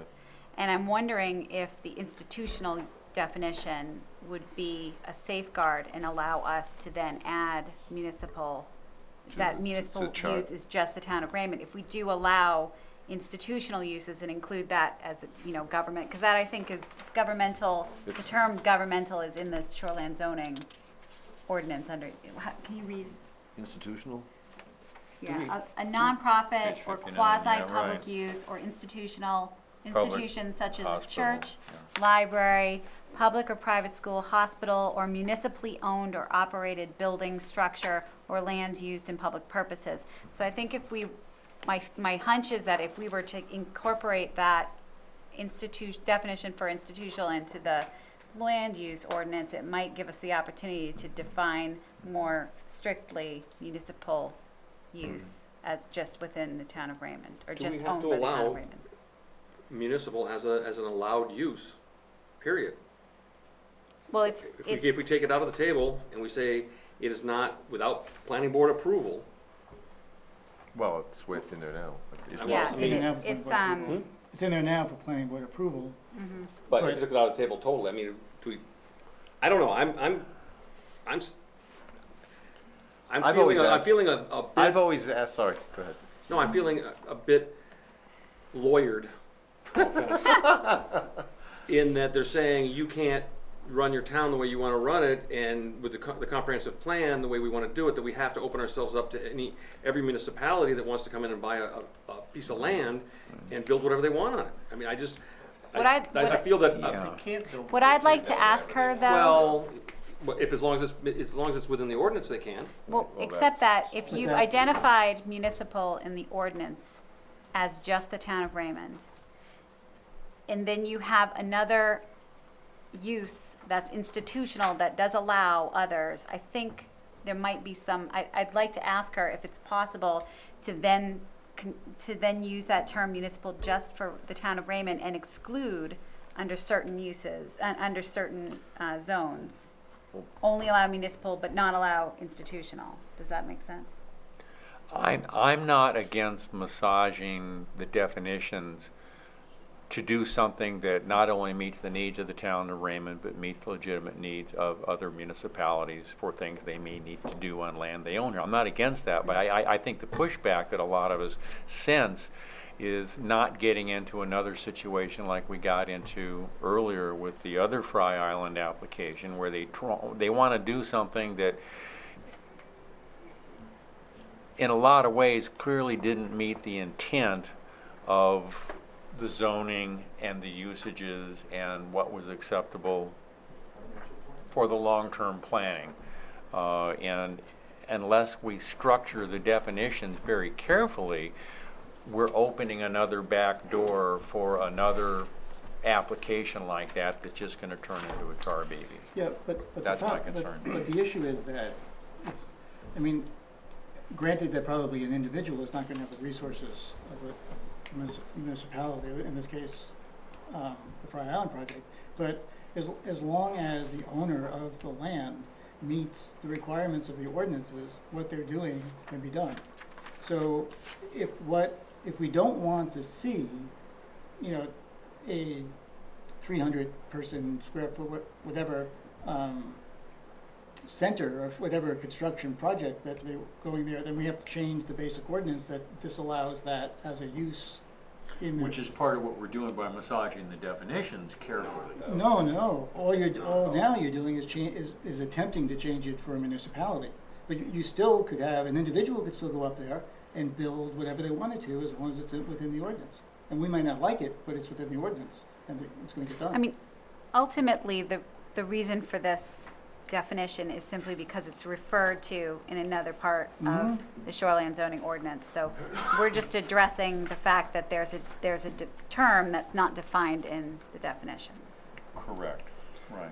So how you want to define that term, I've always thought it should be of and by and for the town of Raymond, and if another municipal entity wanted to use land for an equal purpose that is allowed to the town of Raymond in that particular zoning area, that it would be considered on an individual basis. But just because they're a municipality, they're not automatically granted the usage. If that is problematical from a legal standpoint, then I guess I'm open to be convinced otherwise, but that's my initial take myself. All right, so let's leave, I don't think we're gonna resolve this one. No. Well, No. I just had one comment, and I've always wondered why, in all the other zones, you have conditional uses. Why couldn't you have something which might address a little bit of Bruce's concerns? Why couldn't you have a conditional type use in the shoreline zone for a municipal or a governmental body, you know? If you look at the use of the table, I mean, technically ferry service should be in there, and it's not. Where else would you have a ferry service, you know, but in the shoreline zone? Right. So, you know, I mean, we have things missing, we have, you know, we're trying to fill the gaps here, and I don't know if we're gonna get it all right the first time. All right, so let's send this one back to you.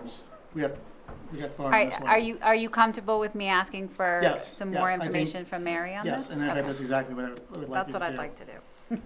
And then come on back, and then once, and I think Sure. Mary may even be here for the August board, we'll see. I won't be Um, here for August. Okay, It'll September. be September, but, okay. Next issue, accessory use or structure. So this one, it's all over the place. This one you've got, it's, some variation of it is in shoreland and land use ordinances. In the land use ordinance, you have accessory structure as a sub-definition of structure. You actually have several definitions under the term structure. I'll get into that in a minute. And then you have the term accessory use or building defined separately. My thought, I've kind of gone back and forth with this. I think that accessory use and accessory structure or building could be two different definitions. And they are, I believe, in shoreland zoning. So I think we could just simply, wait a minute, let me go back here. I'd like to add a definition for, on page 116 of 141 in your packet. Under accessory use, I just have to make a little adjustment here because I've changed my mind since I've done this memo. I've crossed out or building, Trigger. so accessory use, not get rid of or building, and then have it say a use, and then keep this or structure. I crossed it out and I'd like to actually keep it, which is incidental or subordinate, blah, blah, blah. This is the same definition that's in the shoreland zoning ordinance. So I think they should match. And once you change this to accessory use or structure, then you could go back into structure, and if you go to, I don't know if I have, yeah. So if you go to page, oh rats, I didn't include it. In your land use ordinance on page, Structure, yeah, I think it's page, 128. thanks, sorry to make you jump around, but the definition of the term structure, you've got underneath that sub-terms here, principal structure, accessory structure, temporary piers What page are you looking at? 128 of 141. of the land use We're on ordinance. this one now. I think we could go through this terminology and separate it out. And create, Separate out accessory yeah, I think, structure. wait a minute. So Could we have add a- accessory structure, go ahead, I'm sorry. Yeah, take out accessory structure, because we're gonna use that, we're gonna create a definition for accessory use and, And structure, yes. okay. And then, take a separate definition for accessory building. And then, basically, I wanna take these and incorporate them. I don't think they should be a subcategory under something else. They're difficult to find, and I didn't see them my first time through. Yeah, and definitions, it is kind of unusual. Yeah, single-family dwelling, you know, these things should be, I think they all should be out, actually. Yeah. Don't you think so? Yeah, I didn't do it the first time. I'd like to take them out and incorporate them Sure. into the definitions section.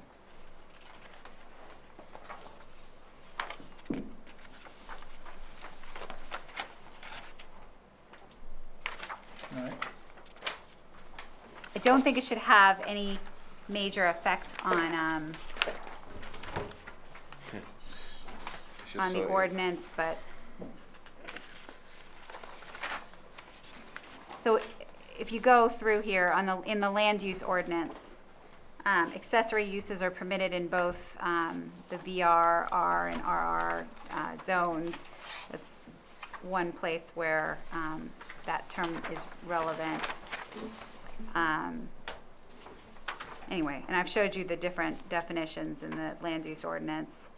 In the shoreland zoning,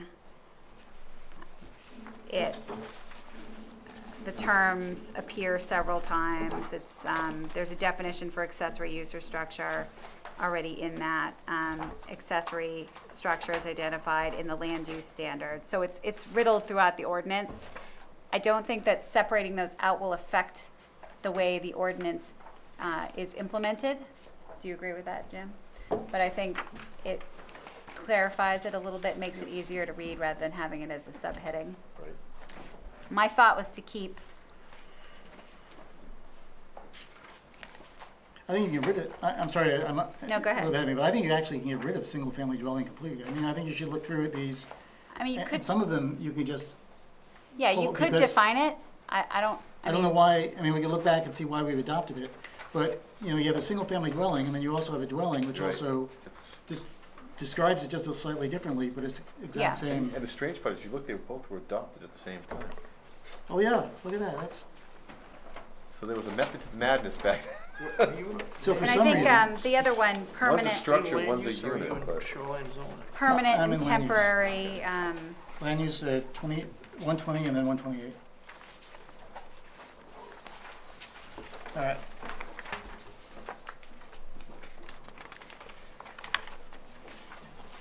yeah, and I think, the other one that I wanted to note was, permanent and temporary piers, docks, wharves, breakwaters. I don't think that needs to be in there.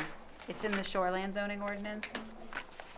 I don't know why it would need to be incorporated under structure in the land use ordinance, or really identified in the land use ordinance at all, because I don't think it's, Well, I think what they were I doing. have to look, but I don't think it's terminology used in the land use ordinance. In differentiating dwelling unit and single-family dwelling, I think dwelling unit is more applicable to duplexes or apartments or, something of that nature. Well, Yeah, if but you turn the it's page, one or more habitable rooms. but if you turn the page, it's even better than that. Turn the page, you get Permanent. number 6, multifamily dwelling.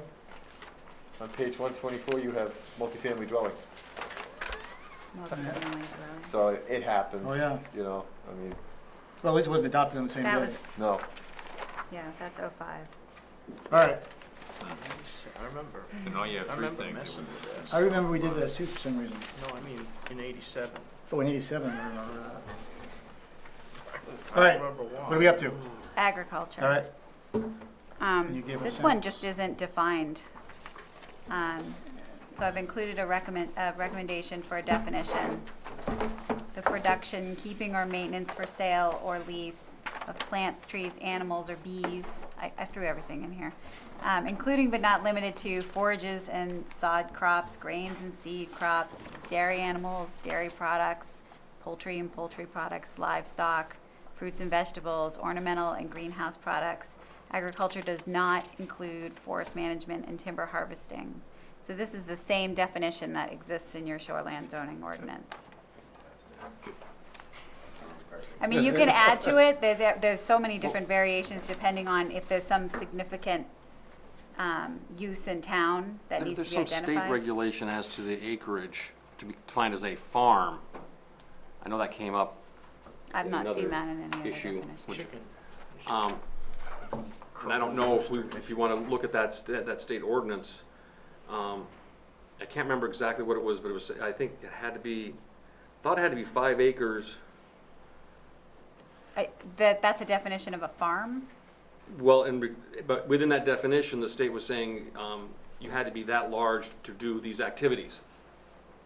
I don't know, so I'm just, Well, under agriculture, you get some exemptions too, so Yeah, that that's what I was may, thinking. is that what it is about I think it was exemptions? assessing, yeah, I think it's for Okay, the exemptions, okay. because there's certain standards that you don't have to uphold, like, they don't have to have the same stormwater standards per se as a regular Okay. commercial business.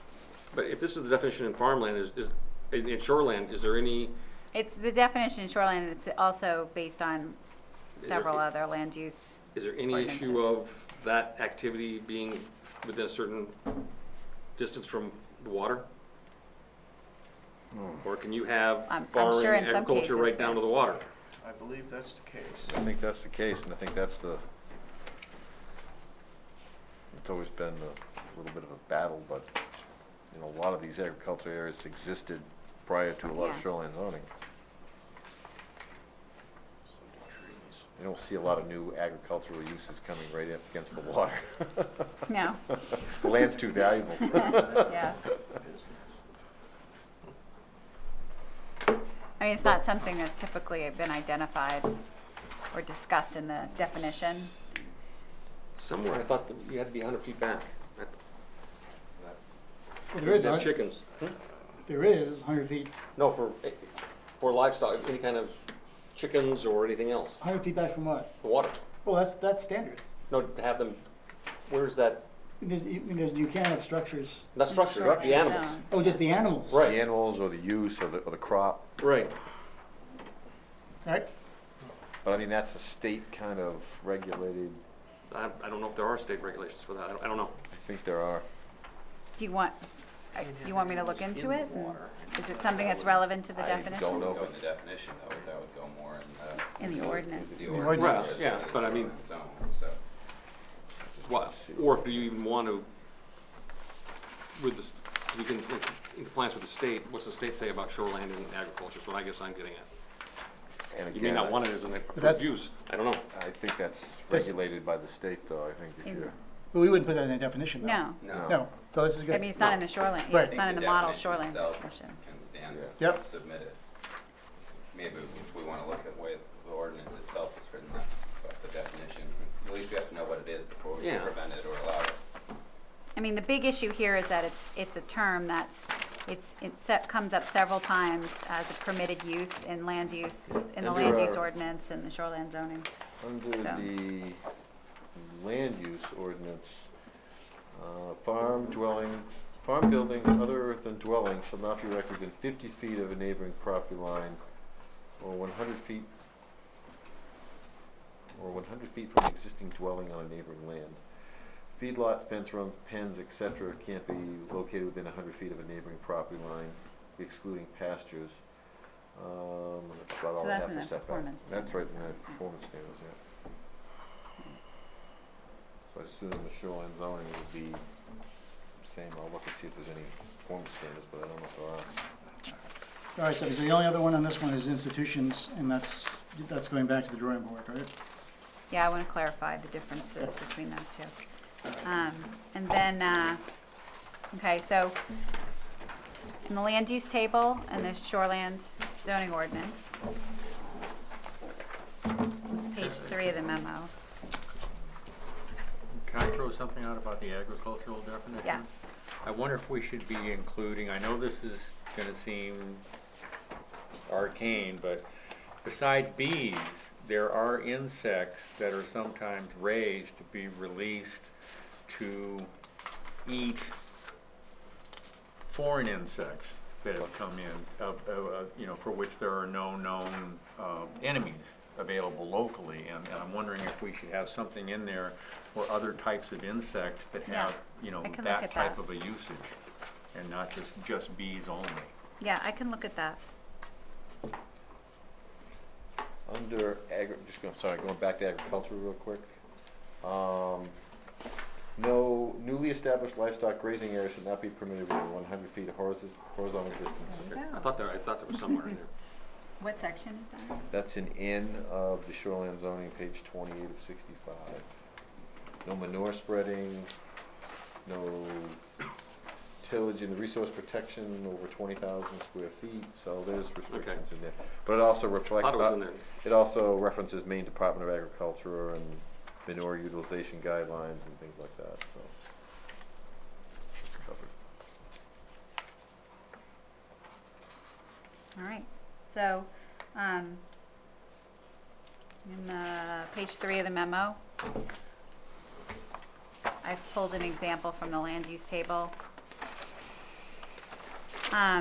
15E is, right now reads municipal, and this is what we just talked about, adding or discussing whether or not, I'm gonna look into the two terms, municipal and institutional, and see if it makes sense to add institutional here. 16, the existing language reads, structure accessory to allowed uses.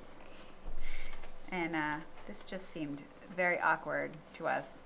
And so we, I changed it to accessory structure to simplify it. And then we added 16A, and this came up, you guys actually brought this up, but that the definition already exists in the land use ordinance. Right. There is a definition for accessory apartment, and that I think it comes up enough with what Chris does that he wanted it identified in the land use table. In the shoreline zone. I'm sorry, yeah, the shoreland land use table. You do get conversion in the shoreline zone too. One of the issues that, when I actually read the definition, I had a couple of issues with it. It doesn't actually define, have you read it? It doesn't actually define what an accessory apartment is. It's, let's see. You mean the definition doesn't? Yeah, it's on page 116 of the land use ordinance. Mm-hmm. And it really has a lot of information that, I mean, I don't know that it necessarily needs to be removed, but it doesn't actually define, I mean, accessory apartments attached or detached shall be allowed in a residential zone. I mean, it kind of goes through what language to me that might belong in the body of the ordinance. Typically, I was wondering if it might make sense to change it to accessory dwelling unit instead of accessory apartment. Or either way, a definition, an example definition would be a single subordinate dwelling unit accessory to and wholly contained within a principal building or structure and or attached garage in which a single family dwelling is the principal use. I just threw this out here as an example of what I see in other ordinances, and I'm not sure in terms of, you know, how Chris wants to carry it out, but this current definition doesn't tell me exactly what this is. Yeah, it's more of what it isn't, isn't it? Yeah. Well, I don't think we should, I would Not hesitate saying that you starting should and changing names because it's, Yeah, you know, we get into that, it pops up in some of the places. Sure. Sure. But we could clean the definition up. Yeah, and maybe add something that actually defines it. Yep. Along the lines of, I What's can in- tweak that definition somewhat, Mhm. but Yeah. let me talk to Chris and see how he defines it in the field. But- Okay. Well, I have a question. It is in fact an accessory apartment, an accessory use. Well, it is in your table, if we So add it. this is almost, you're right, this is almost reads like an ordinance. This is almost, it would be almost included in that definition. Yeah, it's just a more Or you want us refined to adopt it. definition. Or do you Six, take we this did over it. and put it in We wanna ordinance do it. Well, I mean, for you know, accessory apartments, Bill did it. under accessory 06. uses? Let's do it. Right. Why do we do that? Seemed good. It had to Seemed- do with mother-in-law apartment. Yes, that's Right. exactly And, what it is. and the reason we worked on that was because people had built apartments where there's no ordinance to allow them. Mm-hmm. I remember. Remember that? yeah. Oh, yeah, I remember that. And then the problem is, once you have what code enforcers run into is once you allow the mother-in-law, you've got the family situation. Once the mother-in-law moves on or moves out, now you've got a rental unit. How do you control whether it's an in-law, a related person, or someone totally outside of your family living there? Really, there's no control over it, so I think it just went to accessory apartment. Mm-hmm. As Yeah, the just a way to original- say, okay, you're gonna have somebody living there, we have to have X, standards in place. Well, the original mother-in-law apartment, you had to have a bathroom that was in common with both living quarters. And this is what eventually it came out of it. Right. And now we took away the whole, now it doesn't require a relative being. Right, Right. right. No, Yeah, and that's because it became almost unenforceable, because Yeah. I you don't know can't if it keep helps track what of we're who's doing, but- living in it. You just notice someone is. No, it's a great memory check. though. Isn't it, Wait, though? This is one of the it only is. things I Perfect, remember. yeah. I think the biggest issue with that is really the size, is what really drives that. It has a limitation on size of 700 square feet of living Mhm. space. So it's a more refined definition of an accessory use, I guess, to your statement. Maybe it should be under accessory use as a sub, but In the ordinance versus definition, I don't know. I'm just saying you could put it as a sub definition under accessory use. Yeah. Yeah, But it needs to be in there somewhere, because Chris falls on it all the time. yeah. Yeah. That's where we are. Okay. So maybe that's the solution then, rather than redefining it. Well, in talking with Chris, that was the biggest issue, is this is the only location you will find it Yeah. in this ordinance. Well, that's what I'm saying, is Yeah. you actually create, in the ordinances, create an ordinance for You talk to Chris, I don't know. accessory apartments.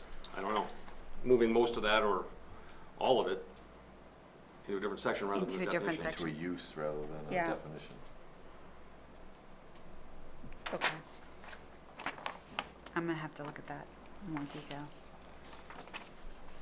Originally, we just wanted to add it to the land use table. Then when I actually read it, I thought, Shoreline oh. zone, right, yeah. We're just trying to keep it In the simple. shoreland zone, land use table. So is everybody comfortable with adding that as into the table, at least? It depends on how you handle it. If we keep it as accessory apartment Yes. That's- in the, I don't think in it's- some form in the definition. Yeah, I think you're okay in the shoreline zone. I Has to be think defined. on Steve's question, I guess the question would be, do we blow this up a little bit into the regular land use? I think Chris should probably be part of that Chris, conversation. Chris because he definitely needs- have to be part yeah, of that. Because he's the one He deals with that one. implementing the ordinance, so. Okay, so, 17 and 27 of the land use table, we've just, I've added boat launches. These are both related to changes that we made last year in definitions, and, it's in the, Yep. I'm in the memo again. Oh. Sorry, I'm jumping around. So number 17 and then 27 of that shoreland zoning land use table, I want to add boat launches and change parking facilities to parking areas, and that's related to changes in definitions and the body of the ordinance that we made last year, which haven't actually been incorporated yet, I don't think, right? We haven't got a new copy yet. No, you'll get Okay, that. we'll get that. Yeah, well, probably in about a week. So those are administrative changes that need to be addressed, that weren't addressed last year. Everybody comfortable with that? Yep. All right. So, moving on to the shoreland zoning amendments. My latest conversation with Mike Morse was, originally we had discussed the fact that the non-conformance section of these changes is in statute and is good to go. The issue that I recognize now is that these changes will most likely become mandatory, as will all the changes in the Chapter 1000. But right now, the commissioner hasn't made that decision. So until the commissioner, DEP commissioner, makes that decision, the municipality is not required to make the changes. You have a choice whether or not you have the option to make the changes if you think they're preferable at this point. A year down the road, you may have to make them. You probably will have to make them. So the issue for the board is to take a look at the non-conformance section changes and make a determination as to whether or not you'd like to incorporate those because you would regardless, or whether or not you want to wait and let the state take its process. The main gist of the changes, as we kind of discussed last meeting, is that they've removed the requirement for volume. So as an example, if somebody has a home and it's non-conforming currently in the shoreline zone, they have a deck and they want to enclose the deck. As long as they meet the requirements for the footprint and for the height, volume of the structure will make no difference. So they do have the option under these new regulations to enclose that deck. Whereas currently, the way it reads now, they may not, depending on the size of their existing footprint.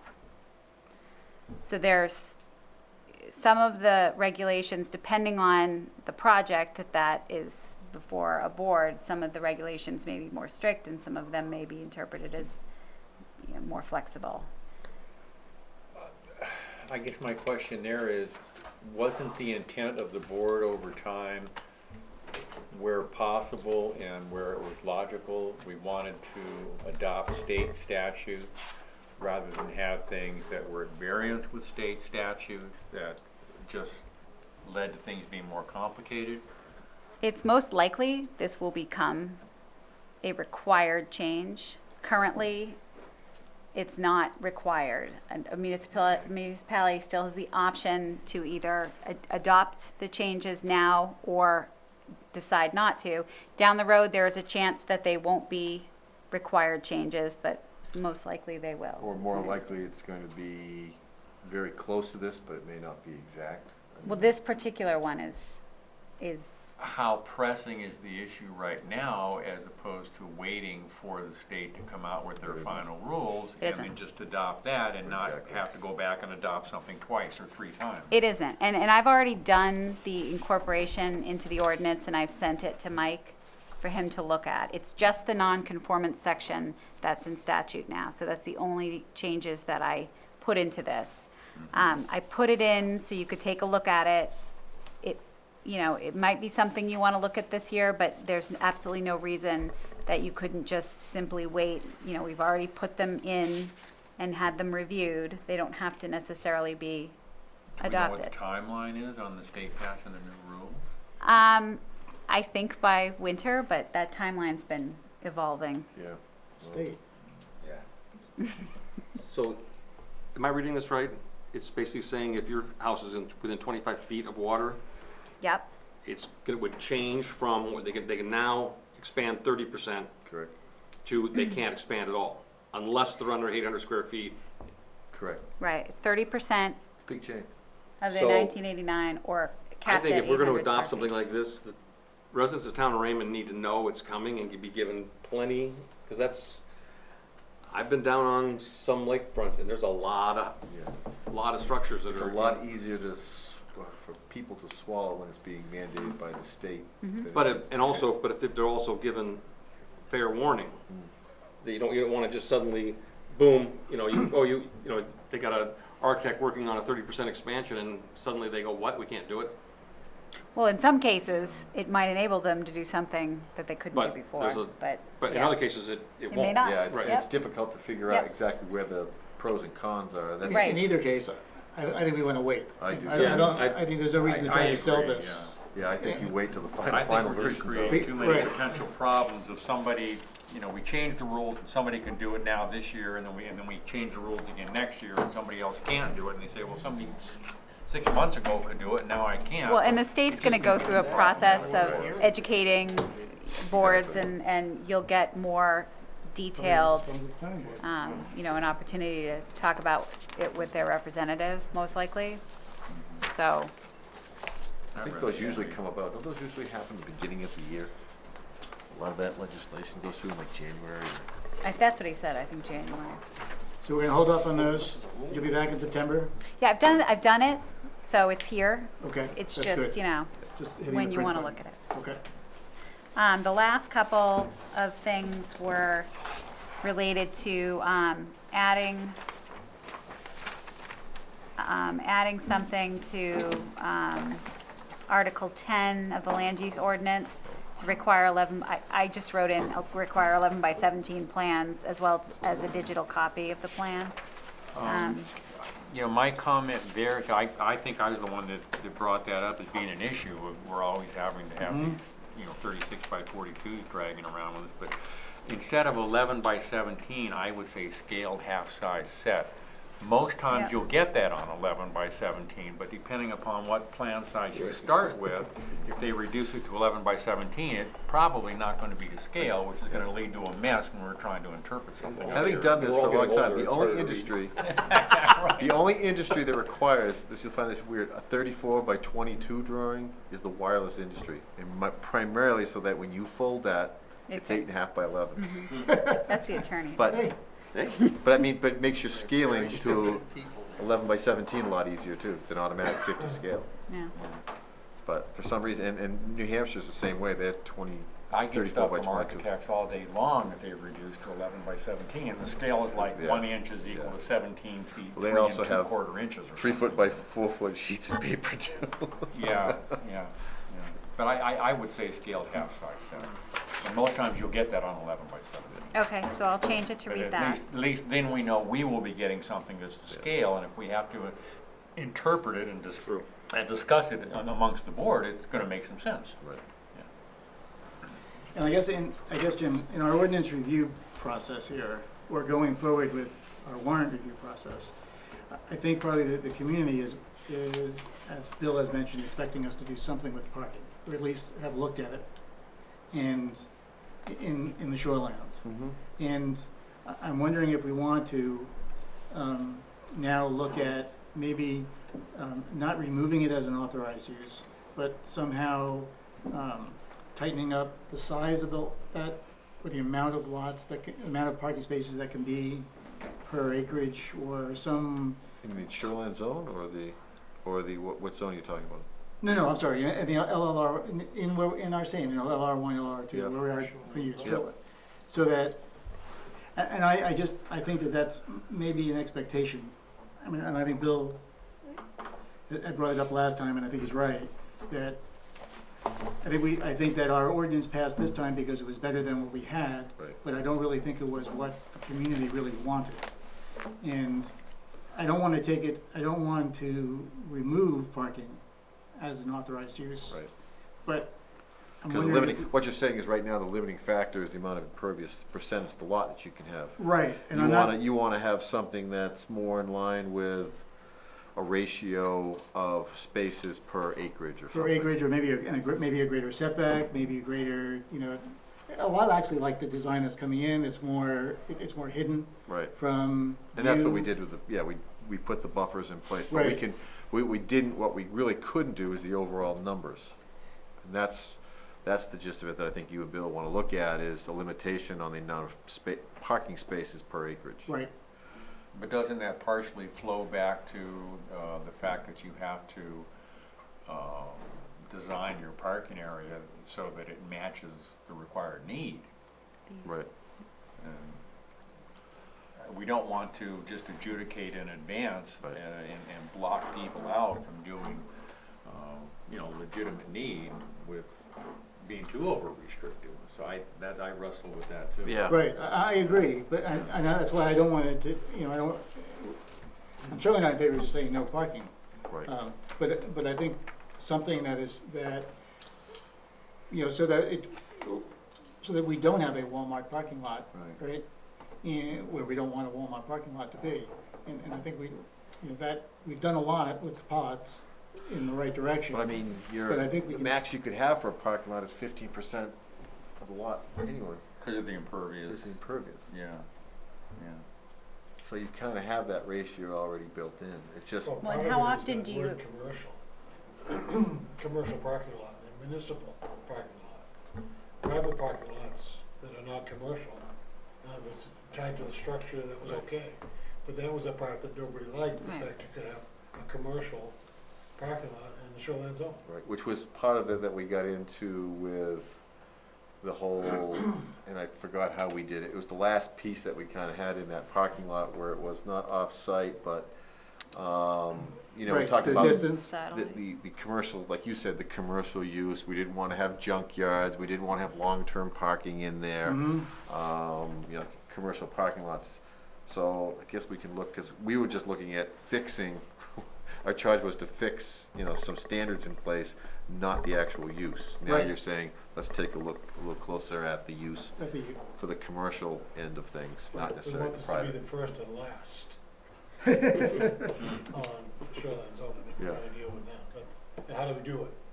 It's a tough one. Make shoreline zone in 250 feet instead of the whole Raymond Cape and 600 feet. Well, yeah, but you'll still get the same thing. I know, but at least in the shoreline zone, you'd be only dealing with 250 feet.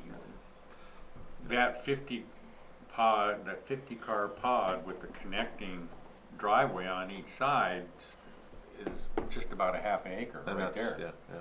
Yeah.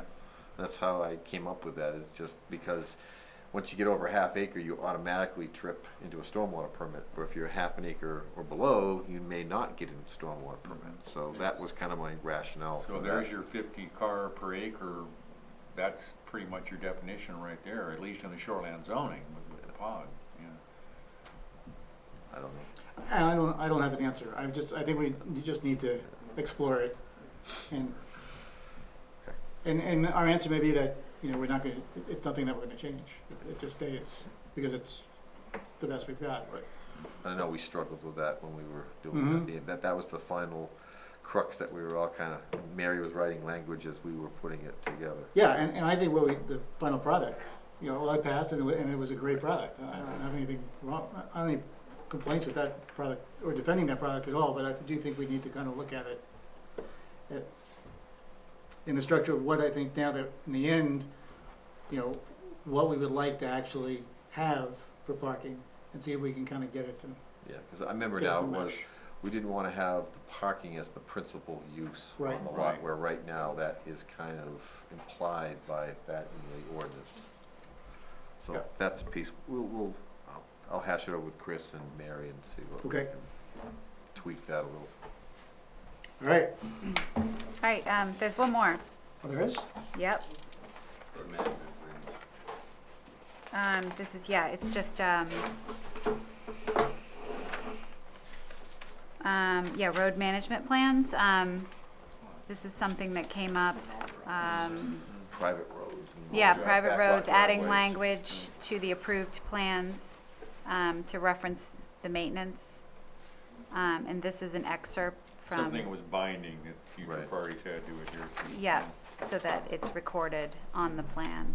Does this apply to all building permits or just the projects that come through the planning board? Notarized for the maintenance? The whole Subdivision. maintenance agreement with a notarized maintenance Deal agreement? with private roads and backlot driveways. So if a person's just gonna build a house on a private road, the existing private road, do they have to go out and get a No, because the private road, if it exists, it exists. They have frontage on it. It comes into play when we build a new private road Okay, or a okay. new backlot. Because it's for a street that is to remain private. So I kind of read that as an existing private road. I don't look at the, where is he? So- It sounded like, Approved, that's not- It's the first I've got a line. different version. Oh. Which one is it? For a street that is to remain private, the application shall include a plan setting forth how the street and associated drainage structures. the remain is the word I was Yeah. focusing on, Mhm. to remain private, so it sounds like it's already It's private. existing, Yeah. yep. Yeah. And now you're requiring it Yeah, for, probably should read for a new, I don't know. Yeah, I get what you're saying, because to me, the private roads, if they're not expanded or whatever, they're grandfathered essentially. right, If this is for new or expanded or whatever, going forward, I think that's what we would imply, Right. but that jumped out at me because it went, the verbiage So we thing. can change the language? Yeah. Yeah. All right, I can do that.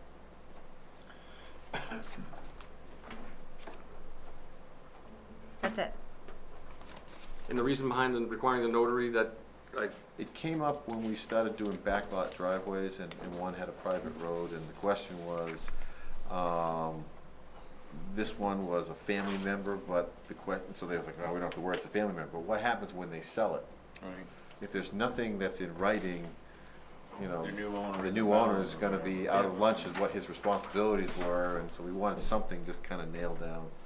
And that happens a lot with, you get a private road and then 5 years they well, also with chop. backlot drivers, I believe you can't, I don't believe you can do a road association with only 2 people.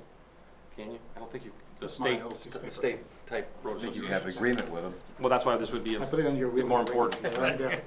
Yeah, you can't have an association, but you can have an agreement. Right. Right. And this would act as that, essentially. Right.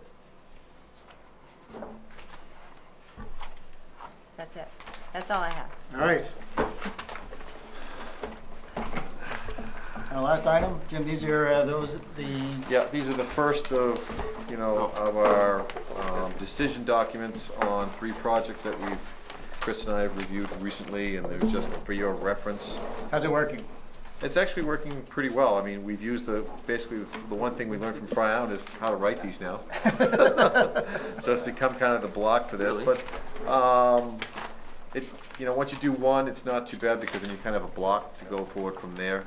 So I can do these probably in an hour. And I think they're very useful for the owners because it spells out exactly Yep. what we've decided on, and it's consistent with what the board's done. Okay. I mean, some of these are very, very simple, and the document's probably more complex than the project, but, for instance, like the one for Scott Allen was a legitimate, you know, minor site plan. There was a new building, everything with that, so it was good that we documented, because there were some access issues and things like that, so I think it's working well. Where is that? Again, it's for your reference, just to let you know where these projects These are last taking pieces. place. Where is 1565 Roosevelt? Which one are we looking at There here? too. 1565, that is Raymond Marine. It's on the Casco side. Oh, it's on the Casco side. Yeah, going up the hill. Yeah. Okay, thanks. And then the other one's Mosquito, where they put in a small gift shop, and Circle K was they put in a small storage building behind the store. Since I didn't get those, what would happen, I know there's an issue with setback on the Mosquito. That, The Mosquito was where the one was. They really didn't know where the property line was, and that one came back too because parking initially was an issue there because they displaced the building with parking. But it gets back to that whole commercial parking lot setback for parking. So they've revised that. So it's all good. All right.